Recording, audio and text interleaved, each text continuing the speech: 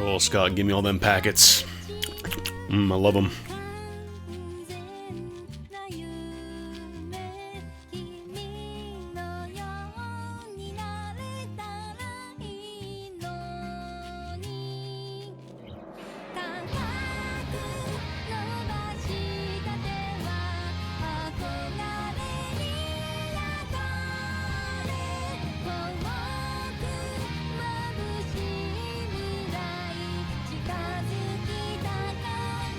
Problem is, it's so intermittent that, like, unless I catch it right when it starts up, chances are by the time I, get on the line with the ISP and tell them, like, hey, it's dropping, they're gonna be like, do you reset your router? And refuse to help you until you do that.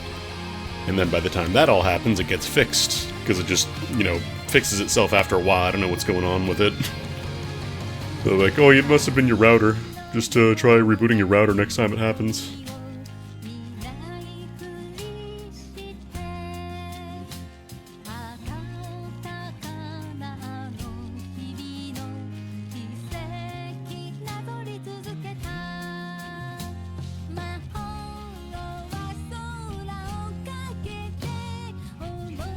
I wonder if I can actually get fiber here.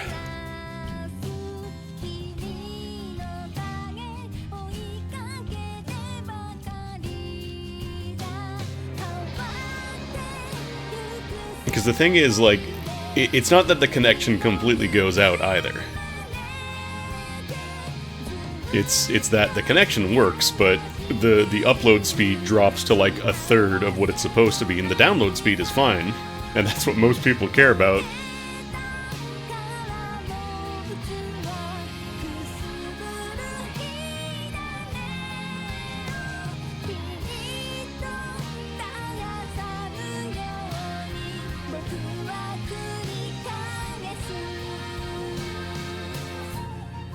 But at the very least, it is for sure not anything on my end, because this is the test that's run directly from the router to the ISP.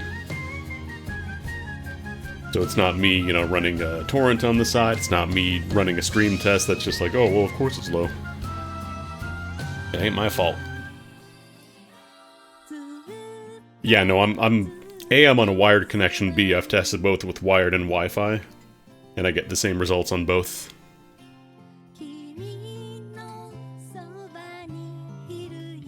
So it shouldn't be line noise, at least inside. It shouldn't be Wi-Fi interference, unless it's something inside the cable itself from the router to the ISP itself, which I don't really have control over for obvious reasons. I'm not about to go digging. Famously great idea. Go around digging for random cables and see if you can find them in city property. See how well that goes for you.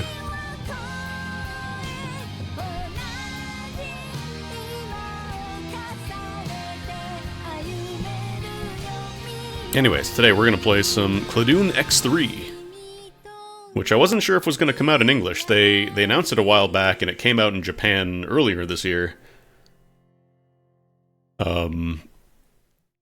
Really enjoyed X2. I played a lot of that on the PSP, and later it came out on PC, and I bought it there as well.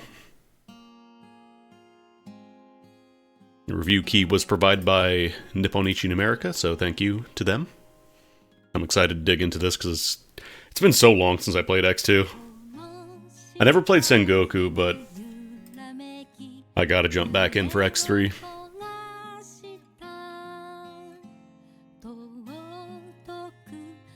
Here we go.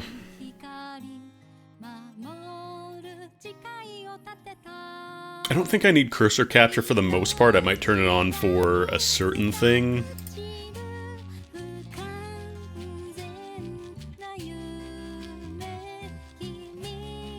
Alright.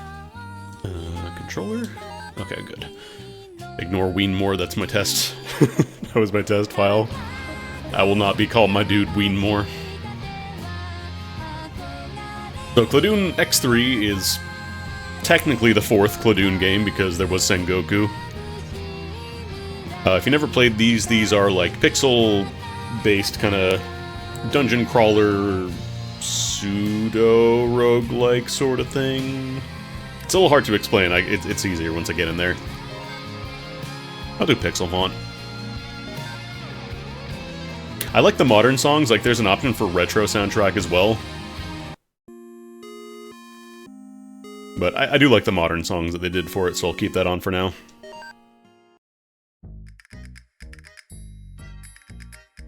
Yeah, I clicked on it. So, pretty much all the Cladoon games take place in Arcanicella, which is kind of a hub world, basically, for dimensions. But before anything else, you gotta make a Scrimblow. Creating Scrimblows is not optional. It's a very important point in the game, actually. So by default, you get a couple different things.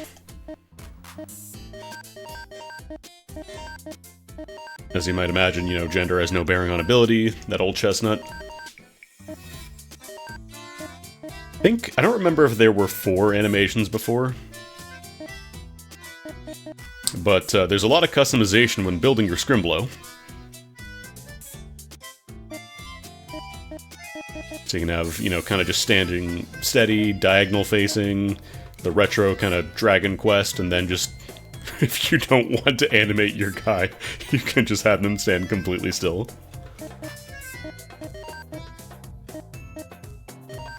And don't worry about, you know, getting this right first time. You will be making a lot of dudes, and you can customize them however you like. So every character has a custom description. If you like, you can do, I don't know.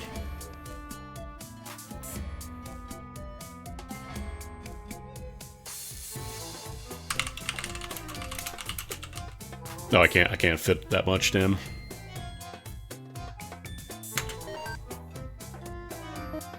And then there is a little bit of dialogue, which I think this is when you talk to your character in towns.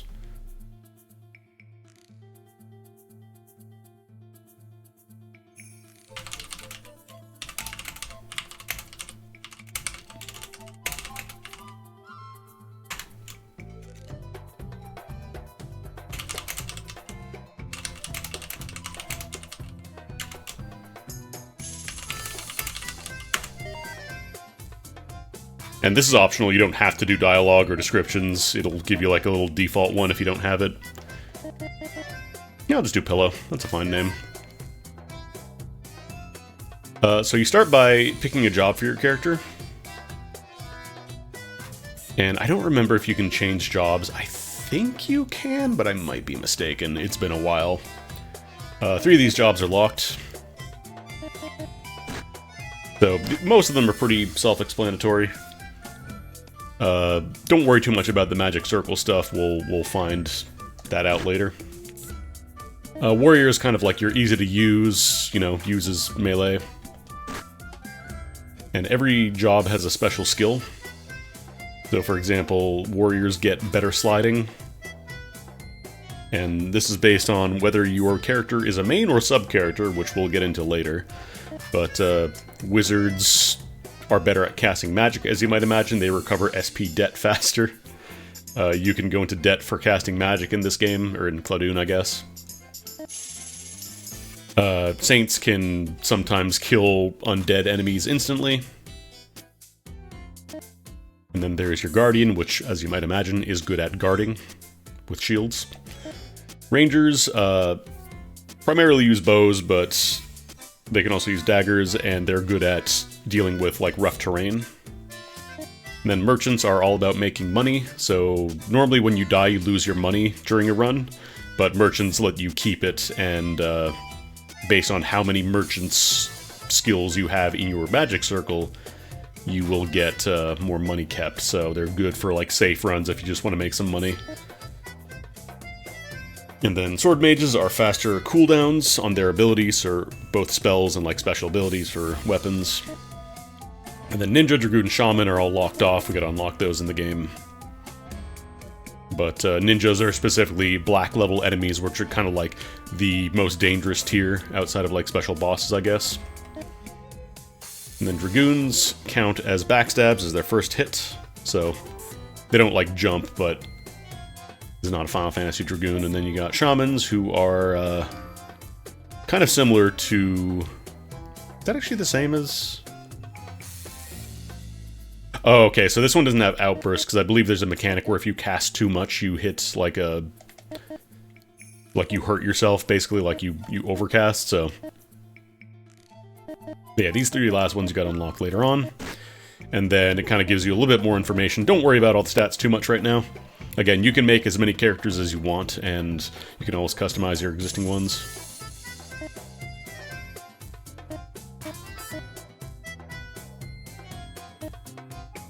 I'll just roll a warrior for now. Alright, so... as I said, you get to create a Scrimblow. And this is just the beginning of creating a Scrimblow. These are just the templates that the game starts with. So you get a whole bunch of characters. None of the appearances are locked by gender or anything. These are just like templates to kind of build off of, so... I kind of wish there was more options for skin customization. I think there's only the 3 skin colors.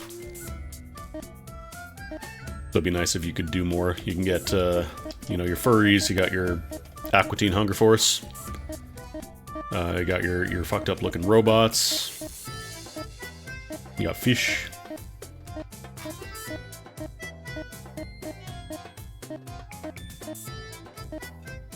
I do really like the fact that you get the mirror that shows like all the different walking sprites.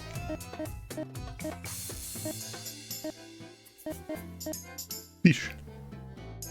Yeah, some of these are taken from the older games. They actually mention, like this one, previously made content at the bottom there. And it also has the nice thing for edit difficulty, so if you want to, you know, edit this sprite as a base to do your own, you can use these. But some of them require, like, have multiple hair tones.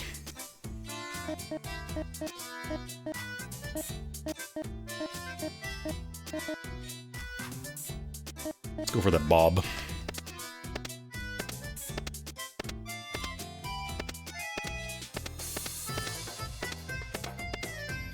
Do purple hair. You can edit the sprite. These are all just templates to build from. You can just keep these as you like if you don't, you know, feel like making a new little Scrimblow, but you can absolutely make a ton of Scrimblows.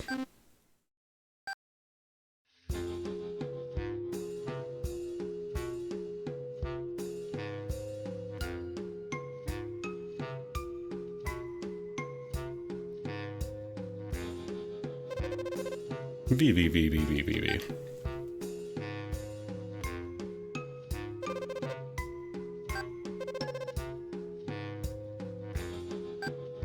framing for this game is that everybody calls you a villain. There's like a death game with villains.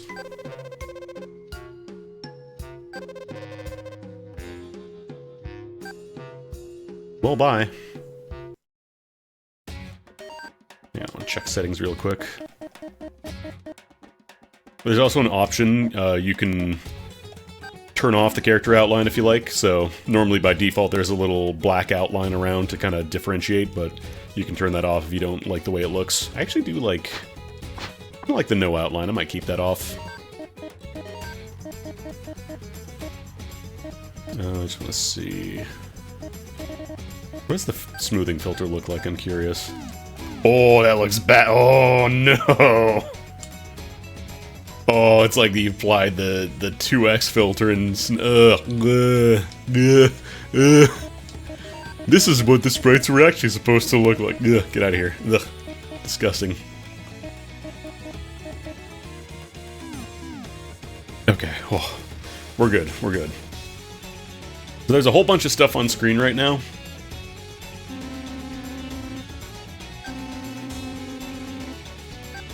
Don't worry too much about the numbers right now. This is a Nipponichi game, so there will be a lot of numbers. But for now, just worry about, you know, basic movement. You got sword, you can block. With your shield, if you have a shield equipped, you can kind of block and strafe, so... Sword's got a basic 3-hit stab combo. I don't think I really need to explain HP.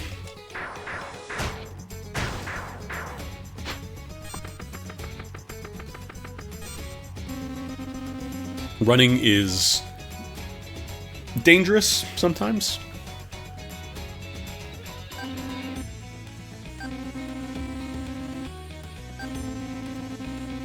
But this game also has jumping, so you can jump over like floor hazards if there's spikes or whatever. But jumping is scary because if you get hit while you're jumping, then you get knocked back, and if you get hit while running, you take double damage because your defense gets halved. And then blocking, I showed that off earlier. If you played Cladoon before, you'll have most of the info here. You'll be good. Also, certain weapons cannot be using shields. Hammers and bows, two-handed stuff.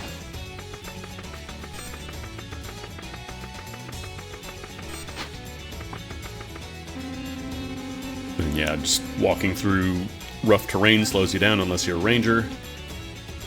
But you can jump over it, or slide through it.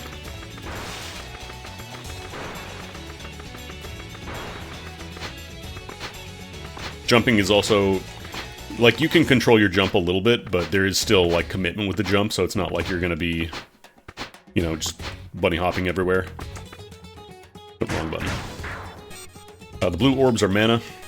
That's how you recover SP for using skills.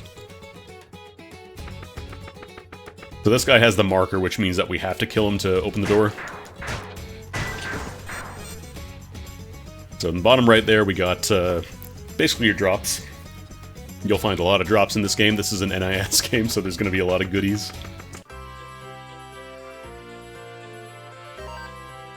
Green medallion. Nice job, Pillow.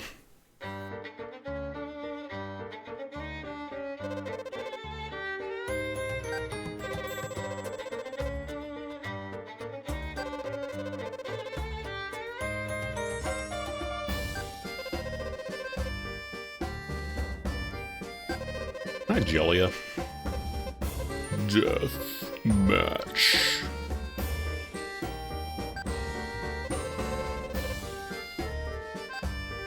Plot in this game, like in the Cladoon games, are generally pretty lighthearted. You know, it's an NIS game.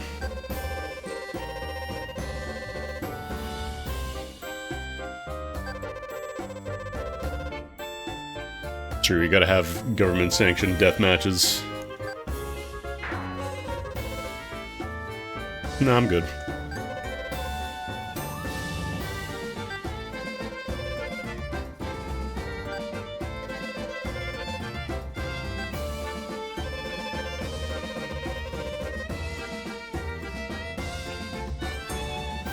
I get the feeling that your character is not actually a villain, it's just that's what the framing we're going with for her game.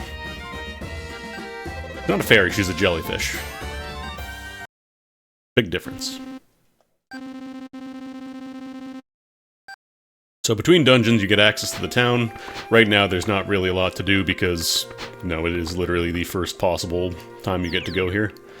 These guys are like shops and customization stuff eventually, though most of them don't do anything right now. Also, you can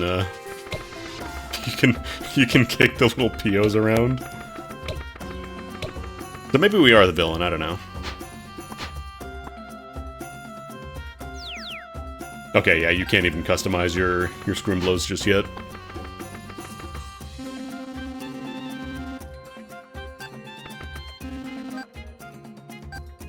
That's a barrel.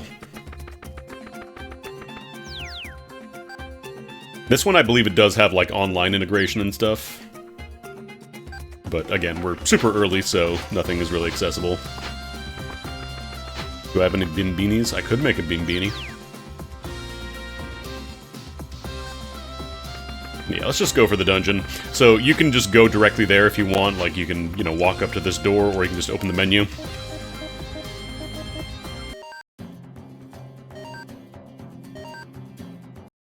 So, still basic tutorial stuff. The color stuff is really important if you're using elemental weapons, because if you attack a blue enemy with a blue ability, you will heal them. Or at least they'll just nullify the damage, so...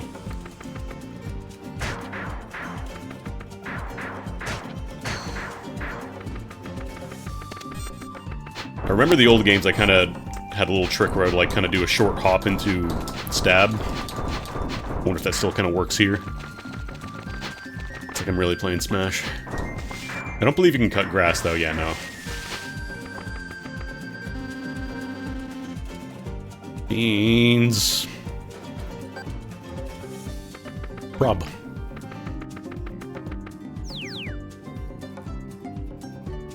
So catching on fire can be beneficial. Because then you can hit the opposite element if you are, you know, going to hit an elemental resistance or affinity. So I'm on fire now, which means that I'm going to deal double damage, and then you can jump in water to put it out. There are traps around. They're initially invisible until you get close to them. These are just heal traps, so thankfully they will heal you.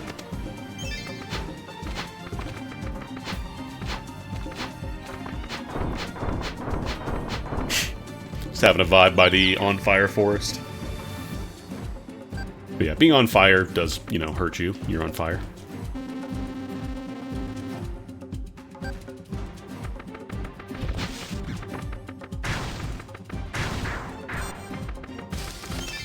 You don't need to do this, but it makes it a little easier if you're careful. So the brown chests are the ones that respawn, and then these red ones back here, as soon as I kill this mouse. These ones are one-time only, so you're not going to get another one of these if you redo the level, because you can run levels over and over again. So this guy is like a dark enemy, a black enemy, so they're a boss. And that one had the marking, which means you gotta kill it to open door. Cheater's bow.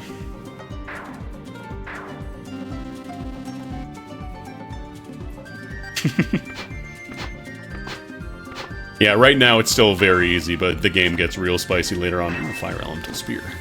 And an impressive shield.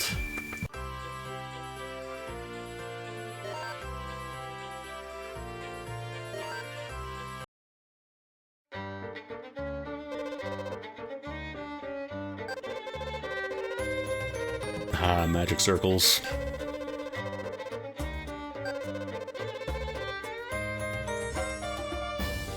Oh, did I miss him? I mean, we can always go back. Okay, you can't change jobs. Alright, so we gotta make another Scrimblow. Let's see what the... Defollow.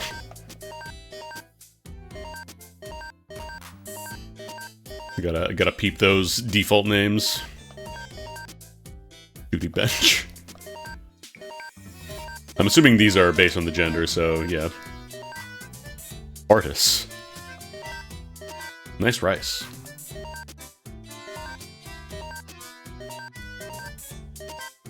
Twelps. Portcullis. Ooh, Begoops is a good name. I'm not gonna do, like, dialogue for every single one, but if you like your Scrimblows, you can absolutely go in.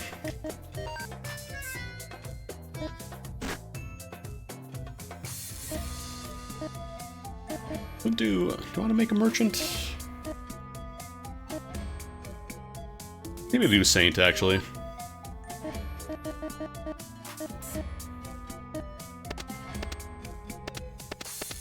I have that gray hair. It's just, what, is there a gray? I think you can change the hair color later, it's just these are the, like, the default ones. Yeah, I should probably save. Goodbye, Weenmore.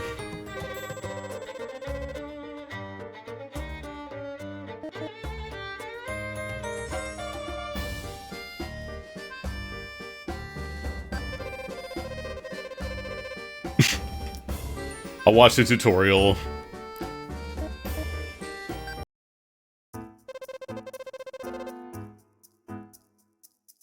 Yeah, I played X2 on the PSP and then I got it on PC later, so I knew how they work, but for the sake of explaining, since this is a NIS game, there are a lot of mechanics for it.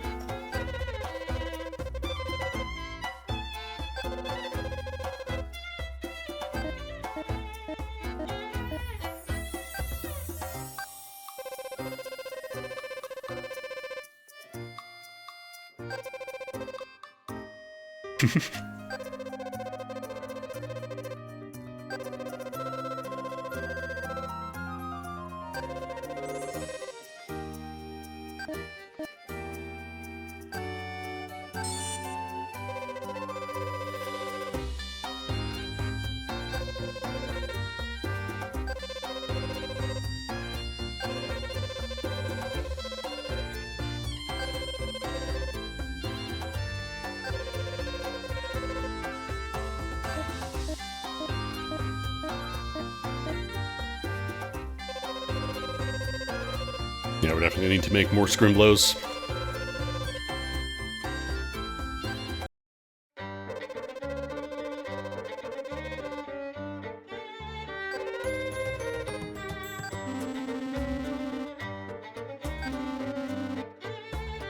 You can now create music.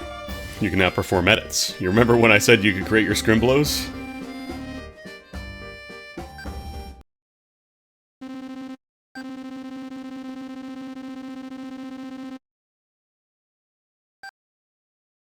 Alright. So you can make your own music if you want to play in dungeons. You can save up to 256 tracks. I've never actually messed around with this too much. Oh, I got an achievement for doing it, but there's a lot available here. I've never done it, but... Okay, yeah, no, I don't... They don't let me do it. I think you can also download these from online. Like, you can just download an MML file.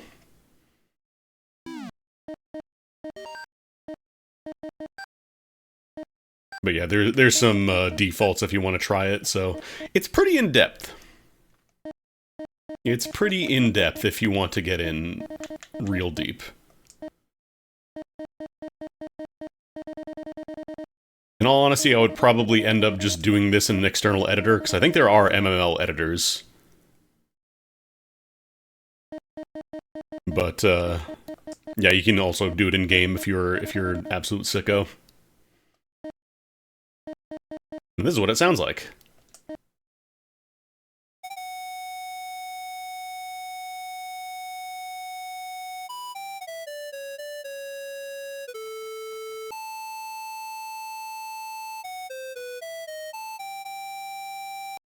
But I guarantee you somebody has made Megalovania. You could have Megalovania play in a dungeon. I don't know if they can... I know there is online stuff. I wonder if they do have, like, online integrations. You can download MMLs.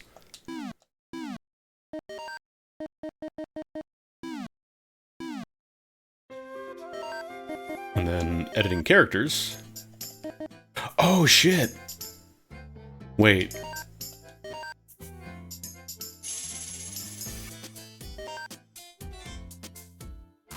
Oh, you know what, though? I think the last time I played X2, because I was gonna say, can I get my Scrimblows from X2? But the last time I played it, Steam didn't have cloud saving, so I'm pretty sure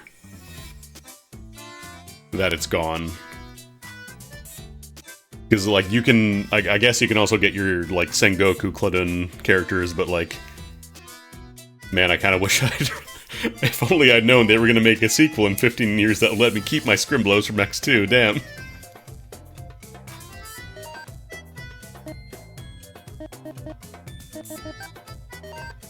But yeah, you can fully edit a character however you like, so...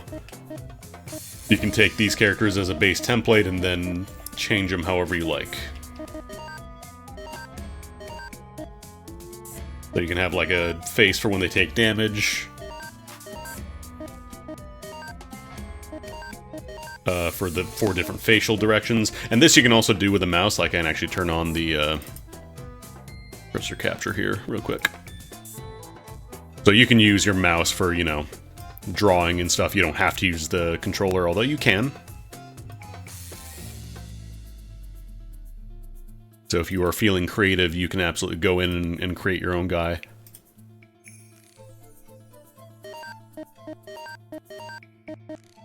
And also, you can change their hairstyle for when they're walking versus running. You can give characters wings. You can give them, like, armor if you want to have a canvas you can build off of base, or, you know, just do your own from the very beginning. Change their swords if you want to do individual swords. And then this is just the 4 animations you can pick from. I don't know if you can edit them externally.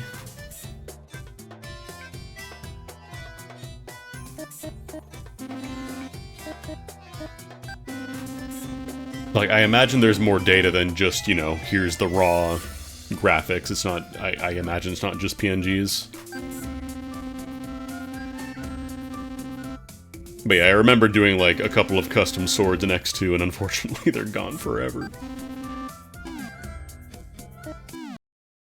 But yeah, there is a ton of customization you get to do for your Scrimblow, so you don't just have to stick to the presets, but you can if you want to. Make some more. Get a merchant.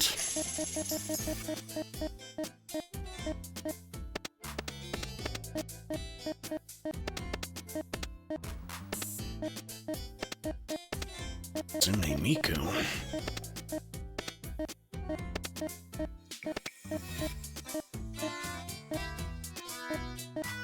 Yeah, sure, make her Banui.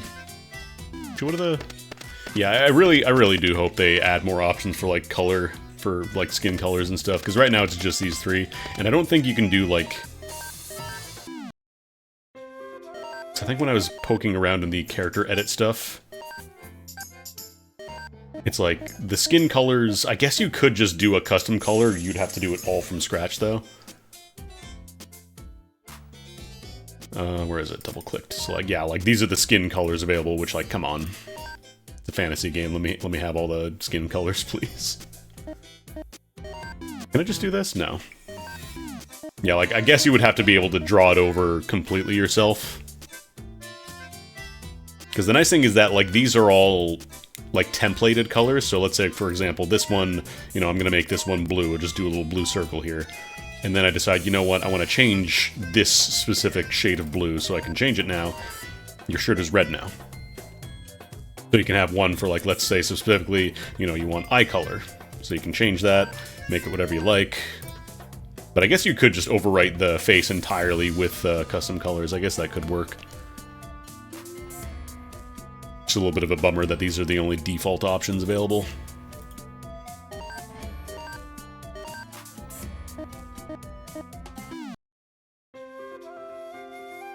I don't know if the hands can be changed is the thing. Can you actually change that? Yeah, I don't know if you can do that. Just make them white and pretend they're gloves. All your characters wear gloves. Hopefully that does get updated. Oh, is that armor edit?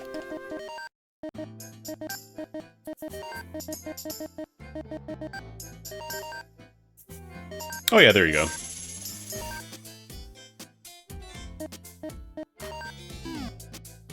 So yeah, I guess you could also do it here. It would just be a little more work. Still kind of silly that skin color is just arbitrarily limited to those 3, though. Like, let me have, you know, blue skin, let me have green skin, let me have purple skin.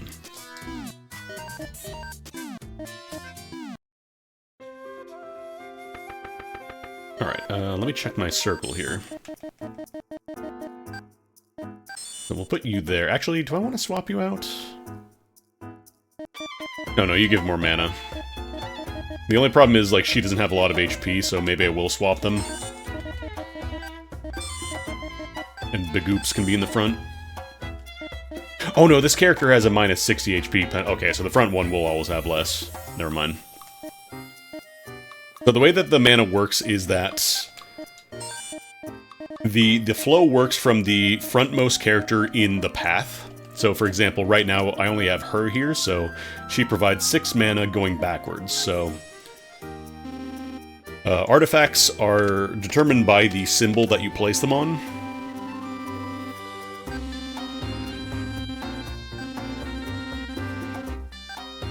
In tutorial. So this one, for example, this one has this kind of like TH symbol, whatever you want to call it. So these are mostly like defensive ones, I believe. Yeah, defensive artifacts. And then I can also put anything under the anywhere category. These also work. So these ones, they cost 2 mana of my 6, because remember, she's only providing 6 mana. But then if I add Big Oops over here, there's now a problem. If I were to put a Stone Charm... Oh no, does this work? Oh, okay, right, because the character's here. So, notice how this little path in between is not lit up, so... Right now, these are basically just two separate batteries that I've plugged into my grid, these two characters. They're not connected, so if I were to connect them, let's say I put a Mana Plus artifact that costs 0 mana, notice how her mana providing came up to 12 now. So you have to be careful, like when you place down your characters on the circle, you have to make sure that they're also not using too much mana so that nobody else can get any. So like here I can put down a run mana artifact and that leaves him with 1 because he starts with 5. So this one costs 4 mana, so it goes down to 1. And so she gets 1 extra mana from going down the path, and all the benefits get provided downward as well. It also shows you at the top there, so we can see we have 5 mana, so we can put down any of our artifacts that will fit here. These won't work because these are not the correct space. So we'll put another attack artifact there. And there you go. Your character itself does not have any, like... They just provide passive benefits, basically, but there's nothing attached to them. I can change my weapon, though. Let's learn about stats. So there are 6 different weapon categories. Power is how much the fluctuation is for damage, so... If you have a big fluctuation, you're going to be spinning around a bunch between damage, and then if it's a low fluctuation, then you're going to be pretty consistent. And then attack is just how much damage it does in general, so this will usually deal between 90 and 60% of 4 attack power, so... And staves fire bullets because those are magician weapons, so... You can also attack directly with staves, it's not good, don't do that.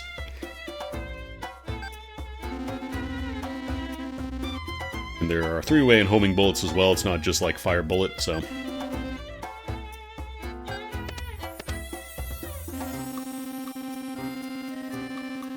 And then effectiveness is just the multiplier for that item, so this is 100%. So it is... The numbers are exactly as it says, but then my sparring sword down there is 107, so it's 7% more effective than a sparring sword at 100 effectiveness.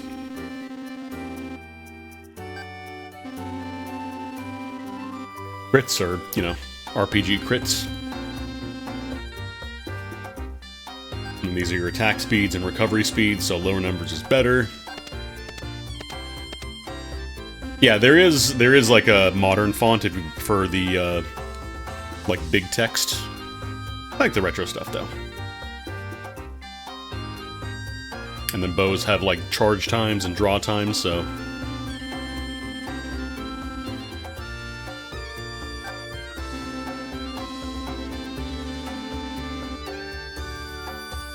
And then there's overcharge as well, which lets you pierce and deal more damage.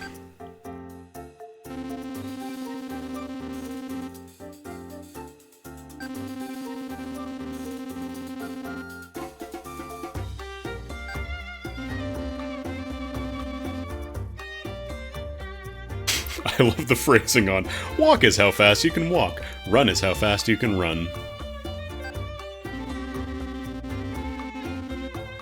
And then this bow does not have a title, but weapons will have titles sometimes that change their stats.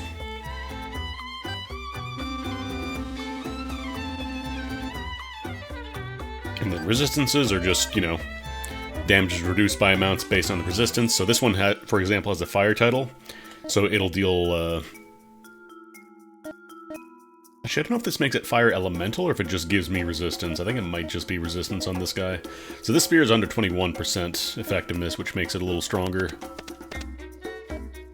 And the sparring sword is just pretty much better than the village sword in every way, so we'll equip that. Armor, we don't have any armor. I'm not going to explain armor stats too much, it's basically just... Defense is how much you defend, and then base is just your resistances, so...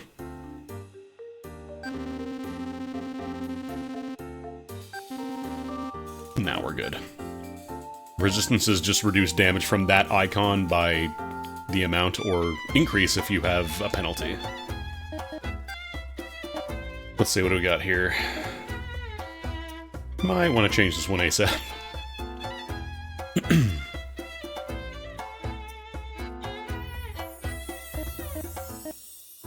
Wait, I'm sorry, if-then spaces? Hold on, that's a new one. We have conditionals now? Oh shit. Hang on, hang on. Oh, I see, this one has two different directions flowing inward. Also, the direction of characters in Magic Circle is important. Because when you take damage, like let's say, for example, this dude is behind me, so any hits I take from behind come from this guy's HP first, and any damage I take from the front comes from her HP instead. And then eventually, once that character's HP goes down, their benefits then turn off. And then you start taking damage directly. So for example, like this character in the back, once he goes down, I don't get these artifact spaces giving me bonuses anymore. And then I just take full damage, so... It's important to think about where you place your characters and their abilities. Ooh, these are all free. 2 mana, yeah, I can afford all these. Oh, this one I can't, though.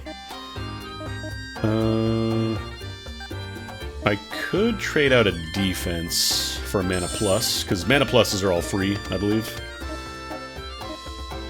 So instead of putting down a guard node there, which costs 2 mana, I could put down a mana plus and instead get a trainee, which gives me a bonus attack point. And that puts me at exactly enough to use that. Can't put 2 trainees here, though, unfortunately. Magic circles sound really complicated, but they're not that much. It's more just optimizing stuff once you get deeper in. Okay, these are tutorials, so if you want to get more granular tutorials and stuff. I don't believe excess mana benefits you. I'm not sure if there are skills that interact with it. Actually, I want to check and see if I do. I don't think I found any new shields. Right, it's under Magic Circle.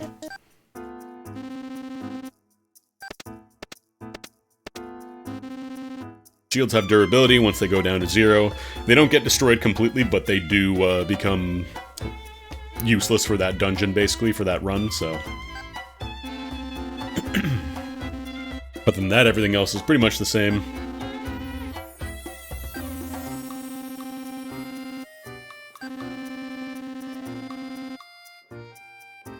And shield is when you're guarding, it gets added onto your base resists. And the medallions are kind of like temporary barriers rather than just shields.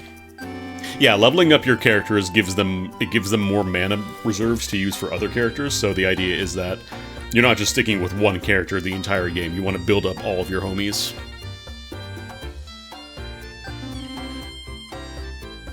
But yeah, amulets are basically just like, you can put up a temporary barrier at the cost of some of your max SP for that run. So they're more preventative measures as opposed to active. And this one's a wooden shield, which means it is weak against fire. Extremely weak against fire, actually. That puts it at minus 100%. But much better stats otherwise. Also has the Impress title, which means it has even more S defense, strike defense. So it guards even better. I just don't light it on fire. I'll just use the default shield for now, I think. And again, there's no real limitation on characters, so just, you know, make a bunch.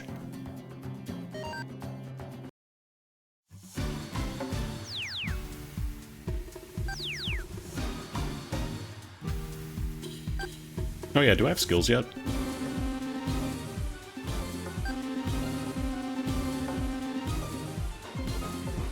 So these tiles over here, these are destructible. There are other ways to destroy them as well, but hammers are the only thing that can destroy those by default, I believe.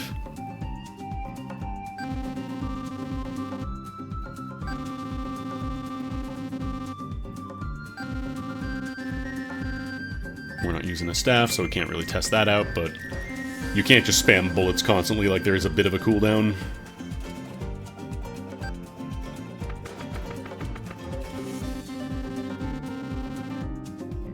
Bows, we learned about that, piercing and charging it up. Then daggers are very fast, but very short range. Ah, normal demon wing. Snail. Oh, actually, I think I can get the snail to destroy the wall here. Snails also leave Gleeplorp behind them.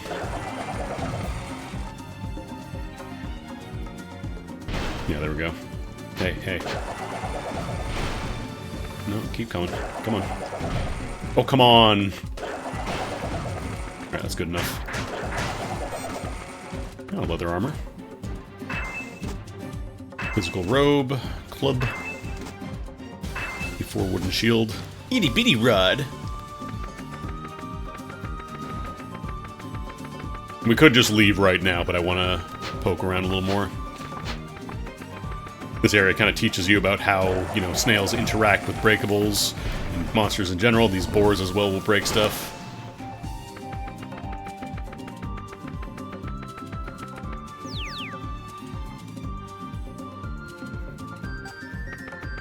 I'm assuming there is gear that gives you, like, flight.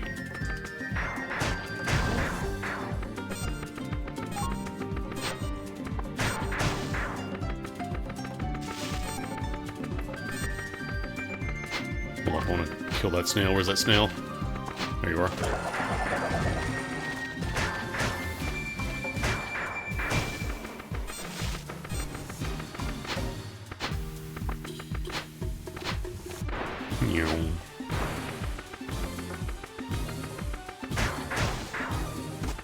Everyday knife. These mushrooms, the worst thing for melee classes. If you one-shot them, it's not a huge deal, but if you don't kill them, they shoot out a cloud of spores. Many runs in X2 were ended because of those jerks. I mostly played melee characters.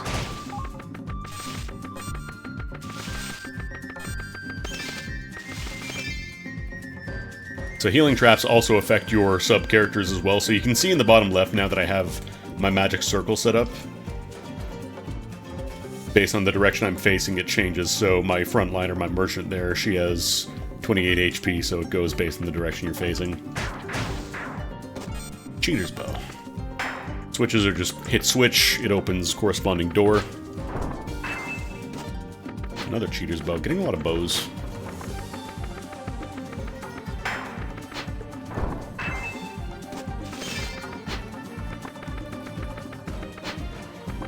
This is where it explains how traps work.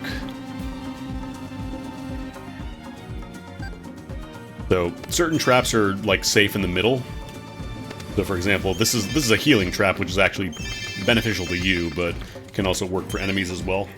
I think basically every trap can work for both you or enemies. So like these ones, for example, these fire healing shots from the wall. It's a little hard to tell because they're coming right out beside it, but if you get out of the way, then it can hit an enemy and also heal them, so you gotta be careful. And spike traps, you know, you can jump over them, or you can just stand in the middle and you're safe.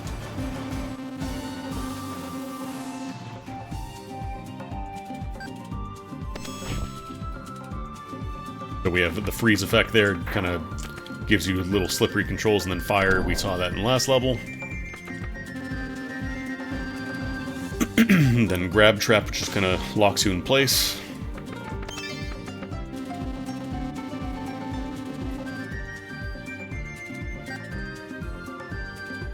What's the earthquake trap?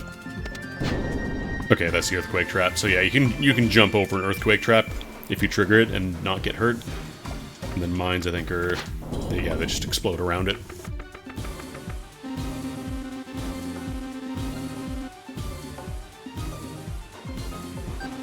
Tripwires have kind of a similar deal, except they covered entire ranges rather than just single tiles.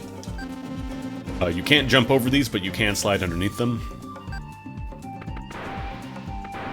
This also has the Demon King Chronicle rule of once you trigger one of these traps enough, it just stops firing, so...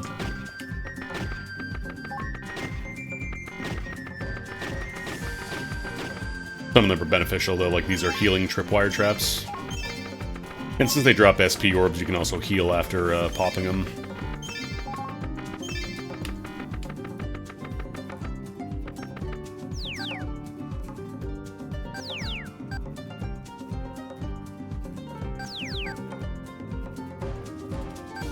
Turtle trap is your defense goes up, but you slow down a bunch. And then rabbit trap is you speed up a bunch, but your defense goes down.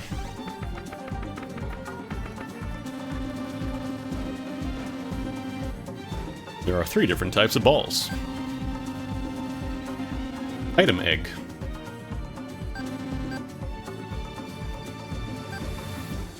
So you can actually see, if you get close enough to the base of the trap, you can see what it'll be. So these are all monster traps, and then these are, I think that's a monster trap, and then an iron ball. Is that a ball? Yeah, that's a ball trap.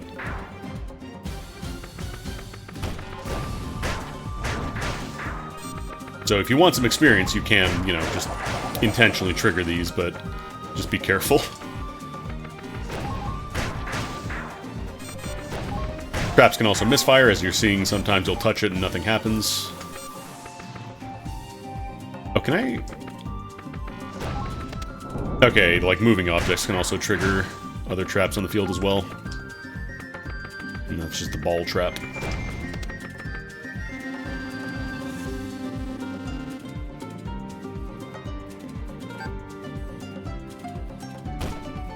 It's another downside to running everywhere. It's a lot harder to react to traps, because you only see them when you're close by, so if you're running full tilt, you might miss it.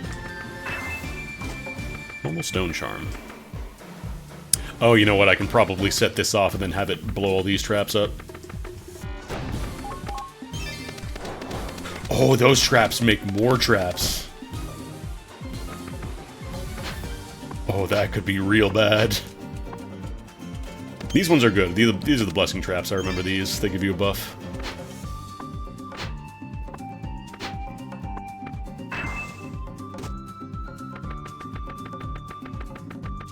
Alright.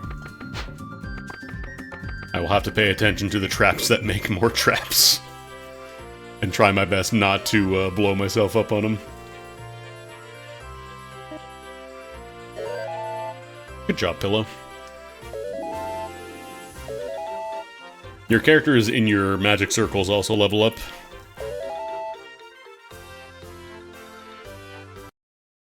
The attack and defense stats and all that stuff only matters for the characters in the circles, like in the main circle, I believe.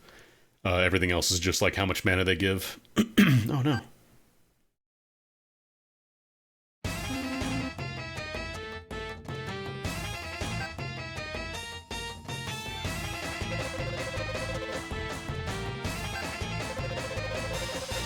Hodrick.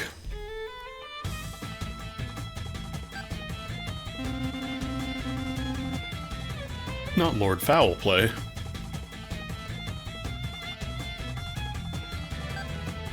It's a very clear reference to the Dragon Quest hero Erdrick. Erdrick / Loto.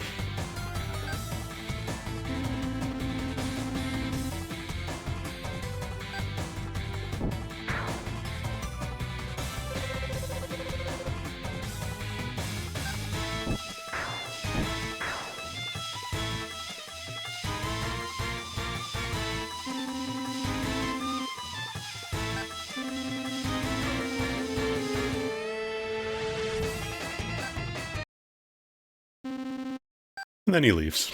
Very nice of him to not instantly kill us. Just you wait, once I get my mechanics unlocked, once I finish the tutorial, you're screwed.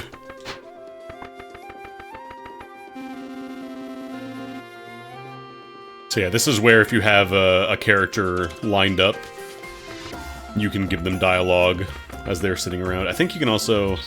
Yeah, there we go. So your main character, like, you can choose where they show up by pressing the left bumper. So if you want them to show up specifically here, for example, if I swap out, you know, let's say I change my main, Big Oops is here now. So she shows up there now, and we get the custom dialogue that we wrote.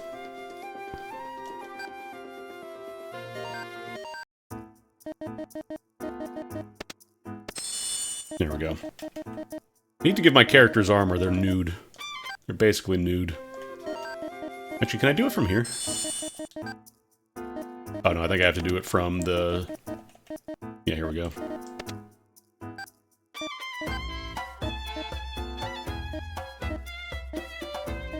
Actually, this is pretty strong armor.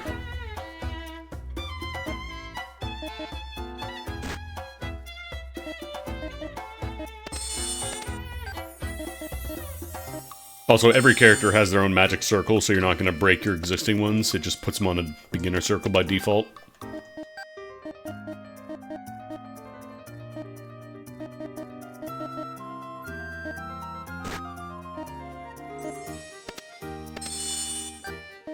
I'm going to put on that leather armor, the other one. Actually, can we all use...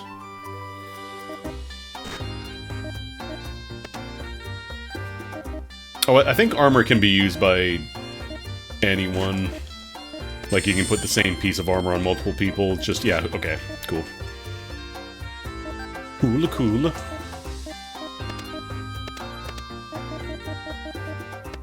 There's also different base stats, like, for example, you know, Pillow here has a faster swing, but a higher recovery. Whereas she gets a slower swing, but a slightly faster recovery. And same with the Bagoops.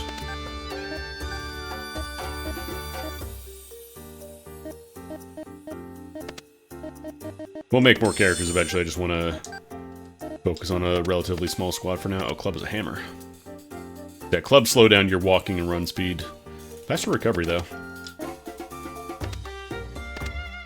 Might actually try a hammer for a bit.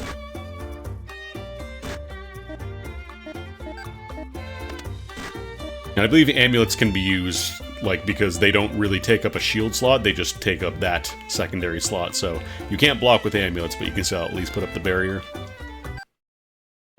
Got a big old club. Big old honkin' club.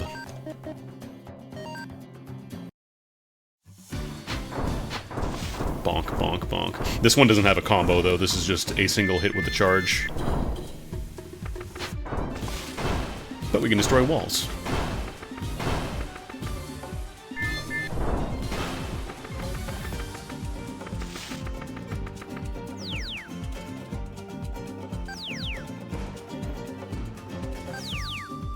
Hyokis are kind of like your Metal Slime equivalents. They show up rarely and drop nice things. I don't remember if they give you a ton of experience as well.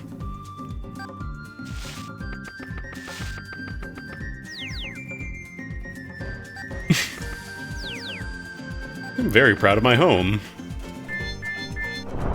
Yeah, we're villains.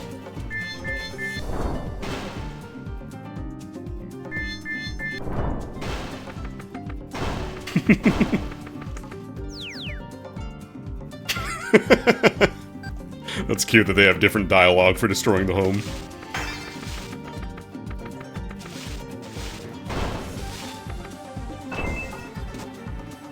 Ice attack plus 3 wooden shield. So if you don't have a hammer, you can open up the gates and let all the boars out. Bonk. I don't remember if attacking enemies from the back gives you more damage. I think it might just be like... Oh no, because I have the variance, right. The clubs have much higher damage variance as well.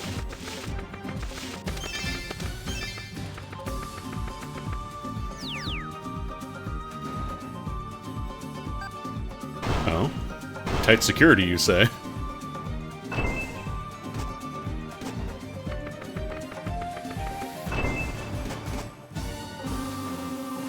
Money skeleton.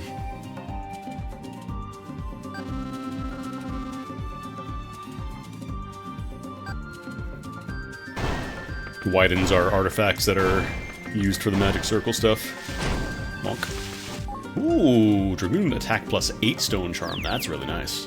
Artifacts can also have modifiers on them as well. It's not just weapons.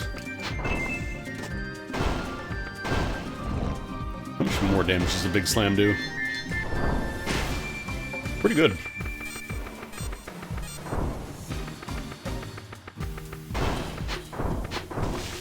Oh, can I not? Okay, you have to be grounded to destroy walls with the club.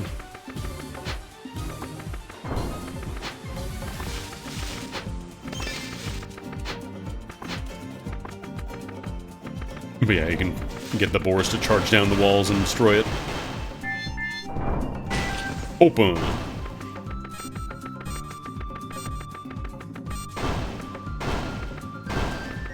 gotta destroy everything.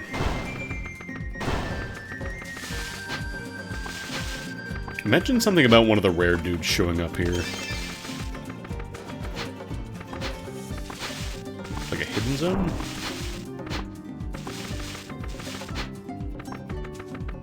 Yeah, that's blocked off. They haven't destroyed this house yet.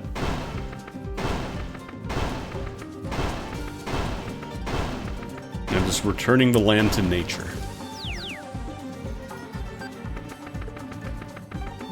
Trying to see if there's any like hidden passages. I don't think there are. I don't believe that was a thing in previous, well, Cladoon X2 at least. I never played Sengoku.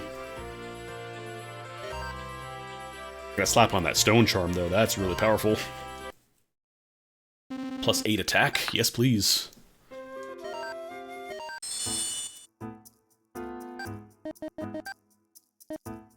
Oh, new circle just dropped. Vanguard sub fully shields damage for weakened left and right flanks. Okay, cool. So this one has more mechanics on it. So the front line character will take all the damage for the side characters. So it's very safe to have these guys here, but as soon as your front character goes down, you are like completely defenseless.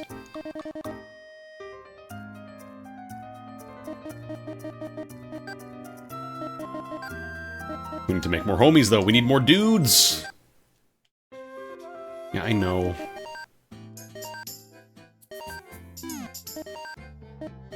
Dust him. Bandu. Casio. Thop. Brennan. Ampere. Aramis. Casio. Kirkonia. Gori Gori. Magido. Grignak. Taurus. Character. Gillis. Over. Bosch. I'm Captain Bosch! That can be 2 sprite animation. Are these also randomized? Can I randomize these?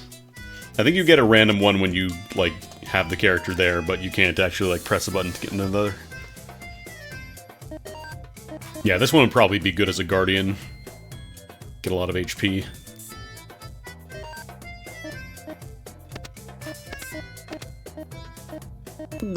Excuse me. Oh, that's a good Guardian sprite. Ball sad guy.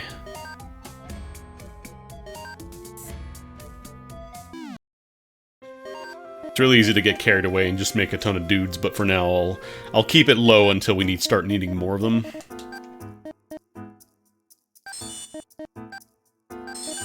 Slap down some of these guys. 8 mana, huh? Oh, he's really low level though, so he's not going to provide a lot of mana.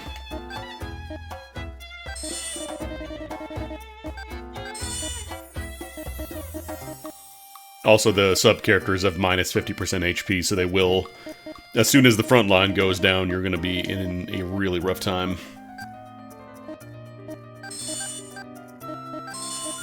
And then... I need a mana plus there to fill it out. Oh, this one costs 22 mana, though.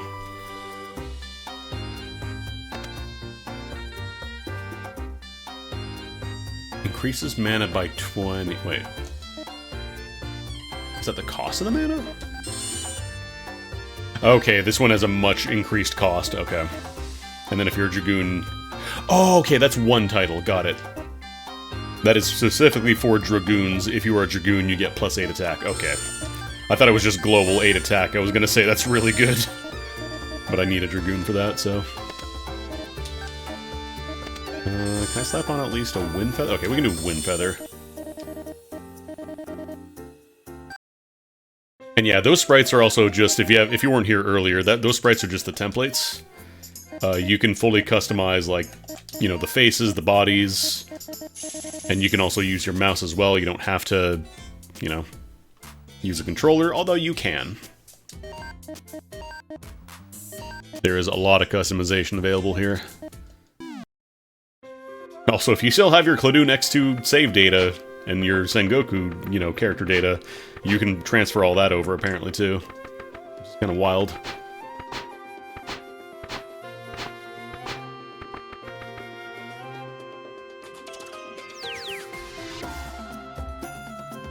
Okay, yeah, just more bonus tutorials if you want to learn more. I made a mistake with my characters. No, you didn't. That's the entire tutorial. I made a mistake. You didn't, though. You're fine.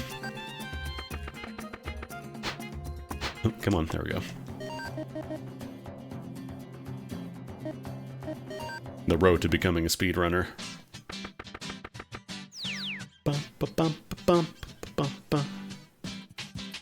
Song is from... I don't remember if it was X2 or in the original Cladoon.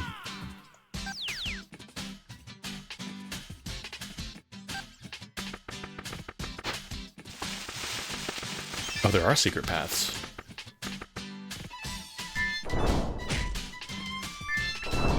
Bonk. Oh, I see. So if you don't do the secret path, you take a long time to get to the exit, otherwise you can just finish up. Wait, no, that's not open, though. Bonk.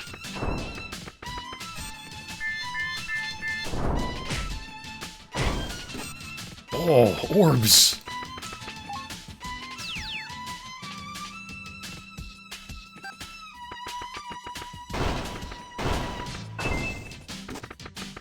Shield.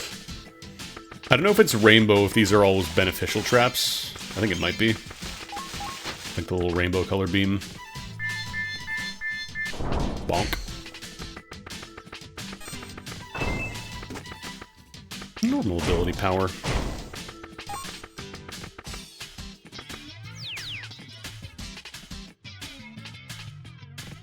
Mm-hmm.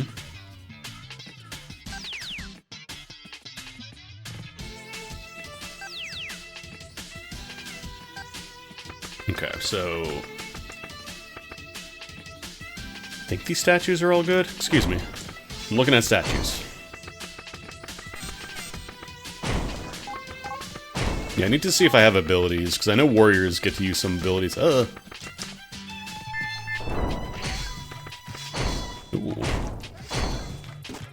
Tiny health petite strawberry.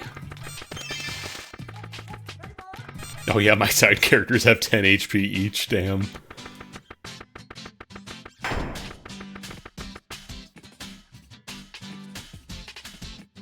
Go. Ooh, Ranger HP plus 80? Okay. What is this? Oh.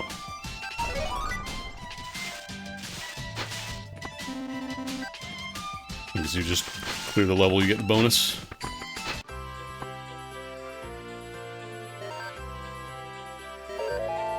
Nice job, the goops. New ability. New magic circle.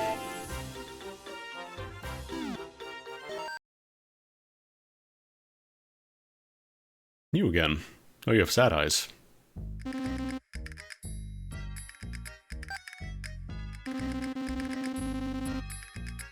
Uh-huh. Well, you do have sad eyes, so...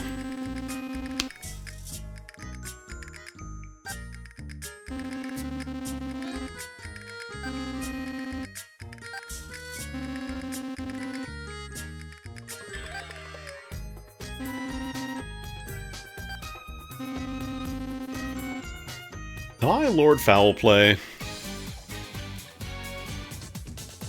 He's angry again.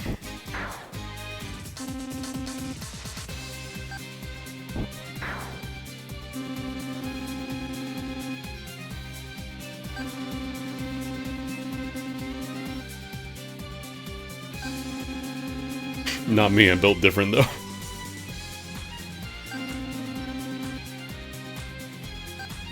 He doesn't have magic circle though, so you just hit him one time and he dies. So the sub-characters in combat, they don't directly fight, they provide their batteries for your magic circle, basically. So for example, in this magic circle, it's set up so the front character, this guy here, for Bosch, he takes all the damage that the side characters would take. So anytime I take damage from the left or right side, he takes it first. But then if I get attacked from the back, there's nothing protecting me from the backside, so any damage I take there goes directly to me.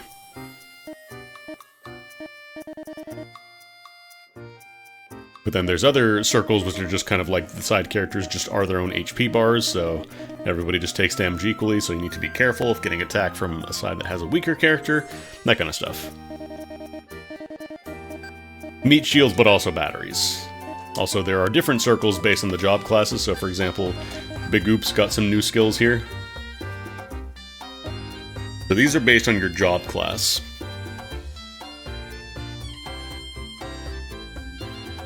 I'm very curious to see what the if-then space is. I'm real curious how that works. And then the merchant circles. Artifacts attack bonus is tripled when gold is on the ground. So there's also like unique nodes as well. So for this one, for example... where is it? Widen. Yeah, so there are specific, like, fixed nodes that can't be touched, and then there's stuff like this, for example, where, like, the mana gets increased just for putting down a character, so we slap down Pillow, bam, we get 10 more mana. So we get 20 mana to play with just by going here. And then this one actually has... Oh, is this an if-then? Oh, is that how it works? Do you pick? Okay.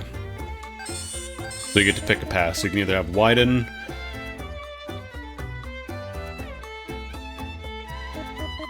So this one increases the effect of this mana, of this artifact, but then it also costs 3 times as much. Because it's been widened. Can I not use this? Okay, no, that's just for being there. And I believe there's also like a portable version of this artifact that you can place down as well, so if you find one in the dungeon, you can slap that down. And then this one has a 50% cover, so he takes 50% of damage from other sub-characters. Can I afford? I might need some mana pluses for you.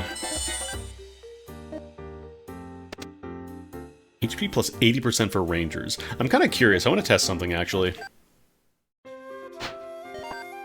Make a new ranger.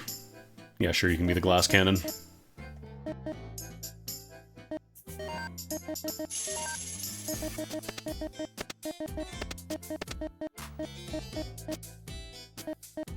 You can be Master Shake. Actually...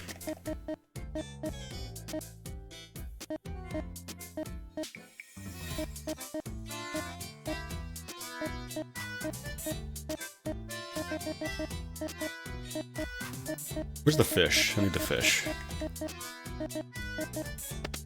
There we are.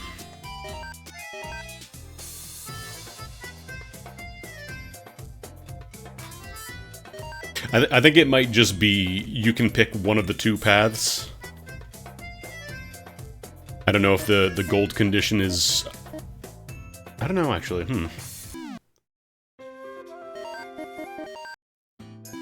I want to test something real quick while we have this mod here. So if I slap down glass... Oh no, wait, where was it? This one, luck metal. Because this is specifically... Rangers get 80 HP, so if I slap this down, do you get 99 HP? Oh shit, you do, okay. So you don't have to be a main character to benefit from this, it just needs to be part of the chain of mana. Oh, I get it now. Okay, so when there is 1 or more golden floor, mana will flow in that direction. Got you. I thought it was just you picked a path. That makes more sense, actually.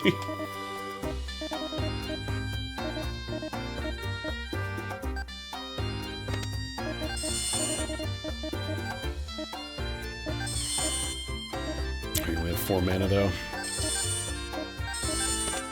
Oh, I don't have enough mana pluses. I can't complete the circuit. No.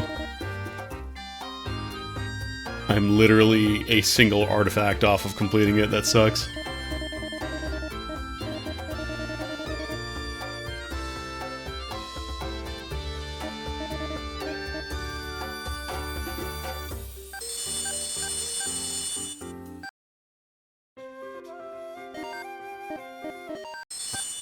What else? Should I just make a Scrimblow of all type? Because we have Warrior, Saint, Guardian, Ranger, Merchant. We need Sword Mage and we need Wizard. You can be a Wizard.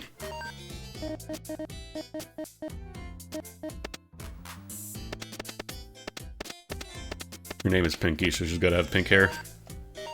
And we'll make one more. Pinky with a Y. Let's...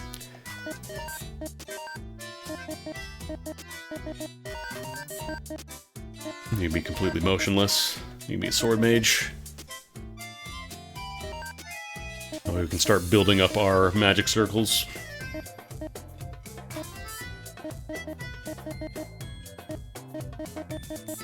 There we go, that's a good Sword Mage outfit.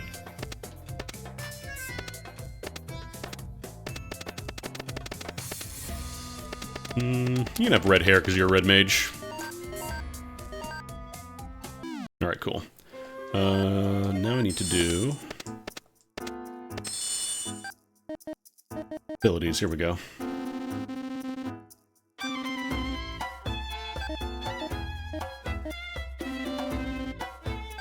You can cycle out the slots for abilities in the dungeons. These are just how they start. And we got some skills.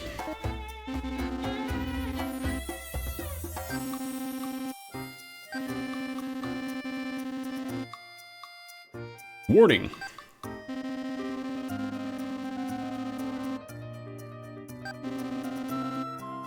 Nah, I'm good. Alright, so we can do... Yeah, we have single thrust right now.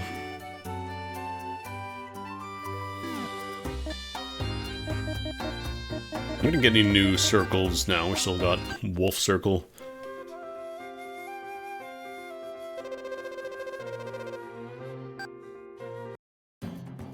Oh, that's right, I'm using a hammer. You're right, you're right. I'm bad. I'm bad at this.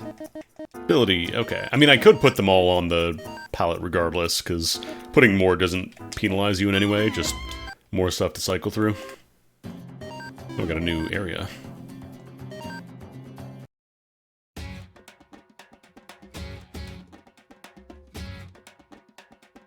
Okay, just cooldown time and SP usage.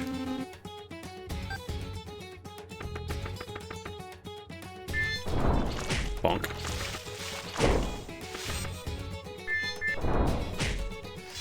Okay, these guys are level 3. Okay, yeah, it's like a quick little spin. Spin! HP growth.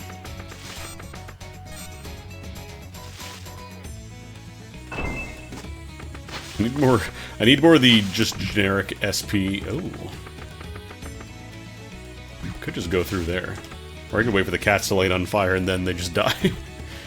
Because I was going to say, I want to get more mana plus orbs, just so that way I can kind of not have to worry about optimizing my grid perfectly. I can get a little loosey-goosey with it. Ow.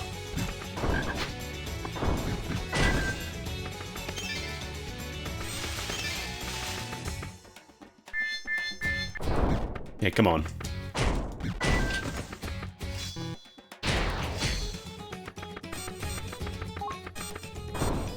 Don't have a ton of SP though, because warrior classes.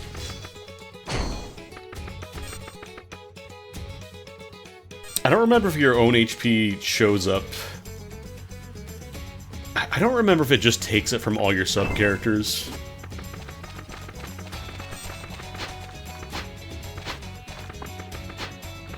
Like, I'm assuming it's based on your, you know, your main character's HP, but could be wrong. Like I said, it's been a while. It's been a hot minute since I played X2, so... Don't you dare.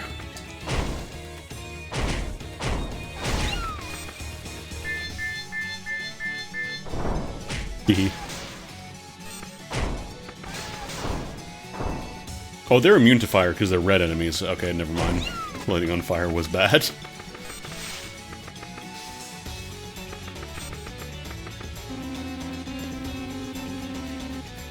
You'll be nude. Guard.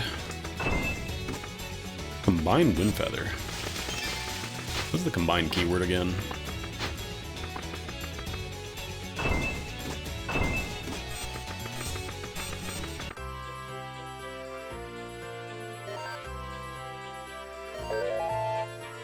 Big oops.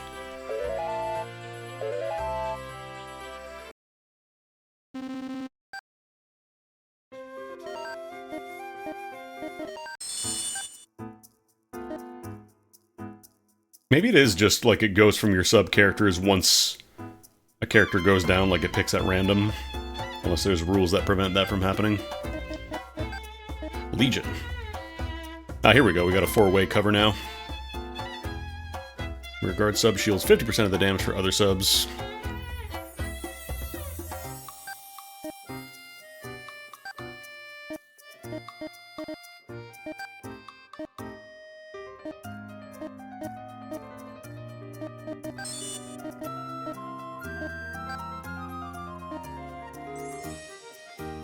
Slight increase in HP growth percentage when sub-character levels up.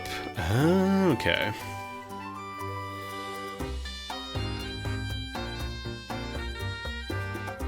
Oh, that's right. I think I remember now. There were magic circles that were specifically for, like... They weren't as effective stats-wise, but they let your sub-characters level up much more effectively.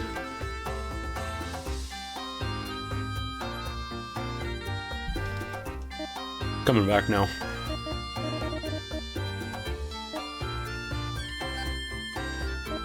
Ability strength, magic strength. Okay, so this is just abilities or magic, but not both.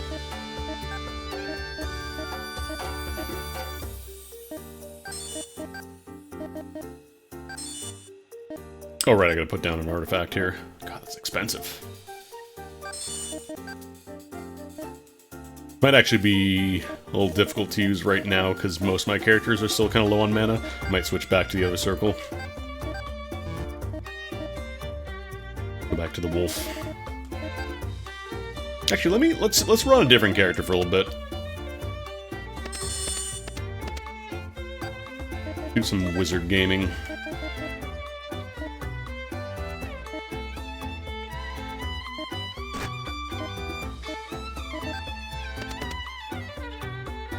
Redirectional ice shots.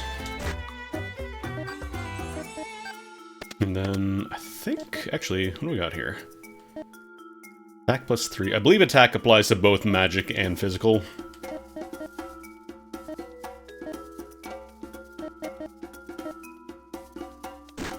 I just gotta be careful not to, you know, block any fire damage. Invisibility and magic. Speaking of ability and magic, probably want those.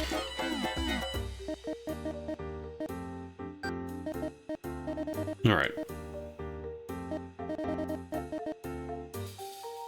So I probably want a low mana character. Let's work on leveling up some of our lesser used guys. Problem is, the character in front needs a good chunk of mana. I'll put Pillow there. We'll boost magic strength. But 1 defense. Yeah, I'm hurting for mana plus nodes right now. Need to give you some armor too, actually.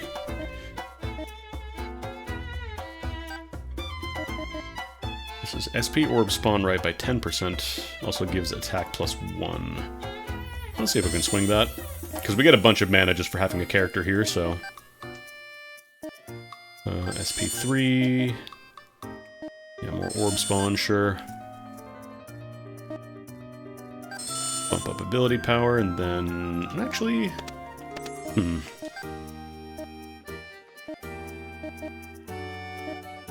Maybe I want to slap down a mana plus here instead and put in a HP growth.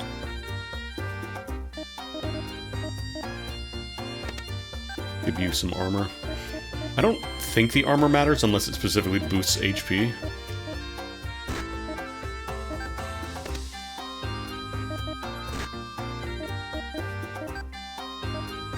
I noticed some of these, yeah, like this one is mana plus 2 when sub-character is placed, so that should give us a little bit of extra mana to work with. Could I actually squeeze in one of these then? Nah, it's still too expensive. That'll be fine. Right, I can just go here.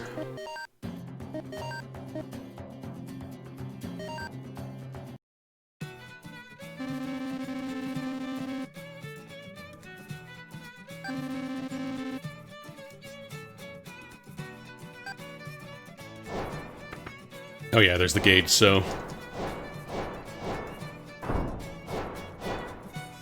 Yeah, when you go down to 0, you don't shoot anything and it does a very, very slow attack.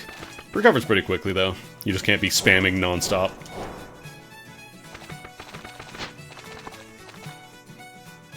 I'm gonna go slow because I don't want to step on any traps. On the other hand, we have bullets, so... Can I stack these? I think I can. Oh yeah, let me try... Oh no, right, we have the shield. I don't remember if I took an artifact. I did not. Bonk. Oh yeah, I think we're stacking... If we shotgun, we're getting the stuff stacked all together.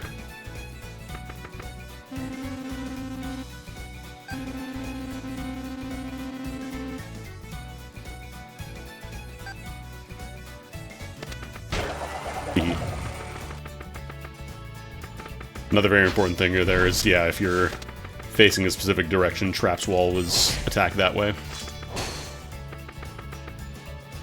So you can kind of cheese certain things if you know what to do. What is that? Normal mini apparatus. I love mini apparatuses. Oh, I saw that little secret. I saw that hidden goodie. Also, spells. Have you ever played Dragon Quest? So I could just leave, but again, I wanna get all the goodies. Actually, is there a hidden path in here? Is there a hidden path in the hidden path? Might be a different hidden zone. There's definitely another hidden zone down there, because there's just goodies down in the corner.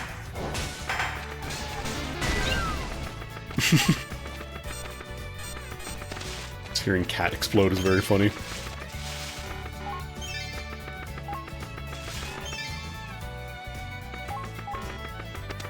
Oh, that was an earthquake trap. A very high damage earthquake trap.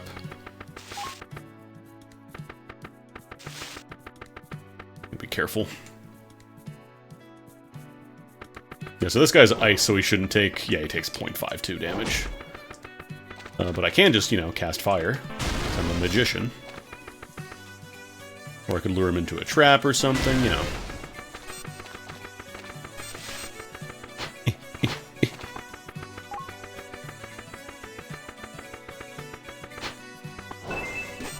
Hemp cloth. Oh, really? That missed? Yeah, I could have lured him to the fire trap as well. Or I could just keep on Hadouken. Hadouken. Ooh, Wizard SP plus 40. That seems good for me. That's me. I'm a wizard.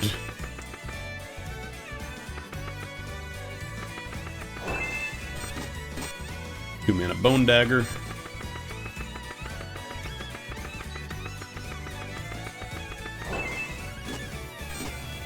Another growth plate. I still need... I'm starving for mana pluses.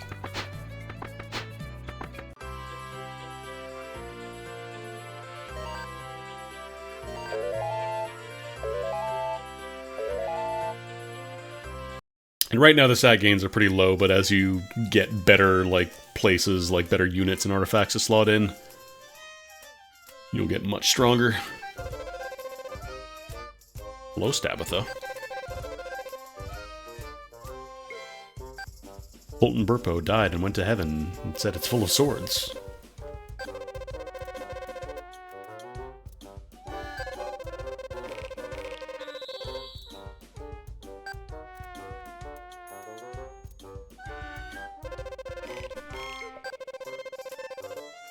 I was promised swords? I'll take my swords now, please?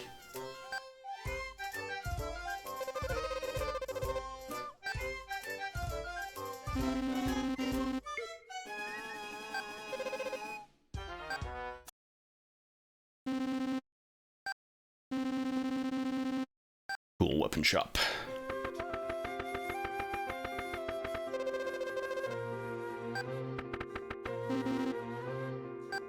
Oh. Piggy. That's what pumpkins sound like, apparently. They go piggy.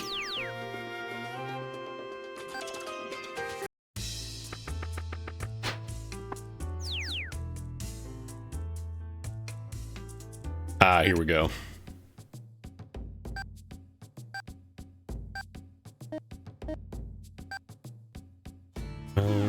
Where's stock titles? Oh, here we go. So if you find a title you really like and you don't have, you know, maybe it's on a stinky weapon, like let's say I want to put this on a different club, you can sell weapons with that title and get them and attach them onto other ones, basically. So they're kind of like a little bit almost like the, what's it called, the Innocence in Disgaea.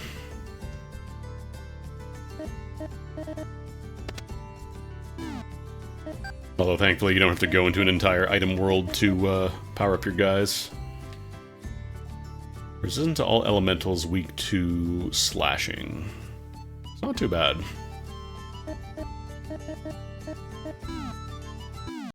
Not gonna mess around too much with the fixing right now, but what's this? A private room. Let's not go in.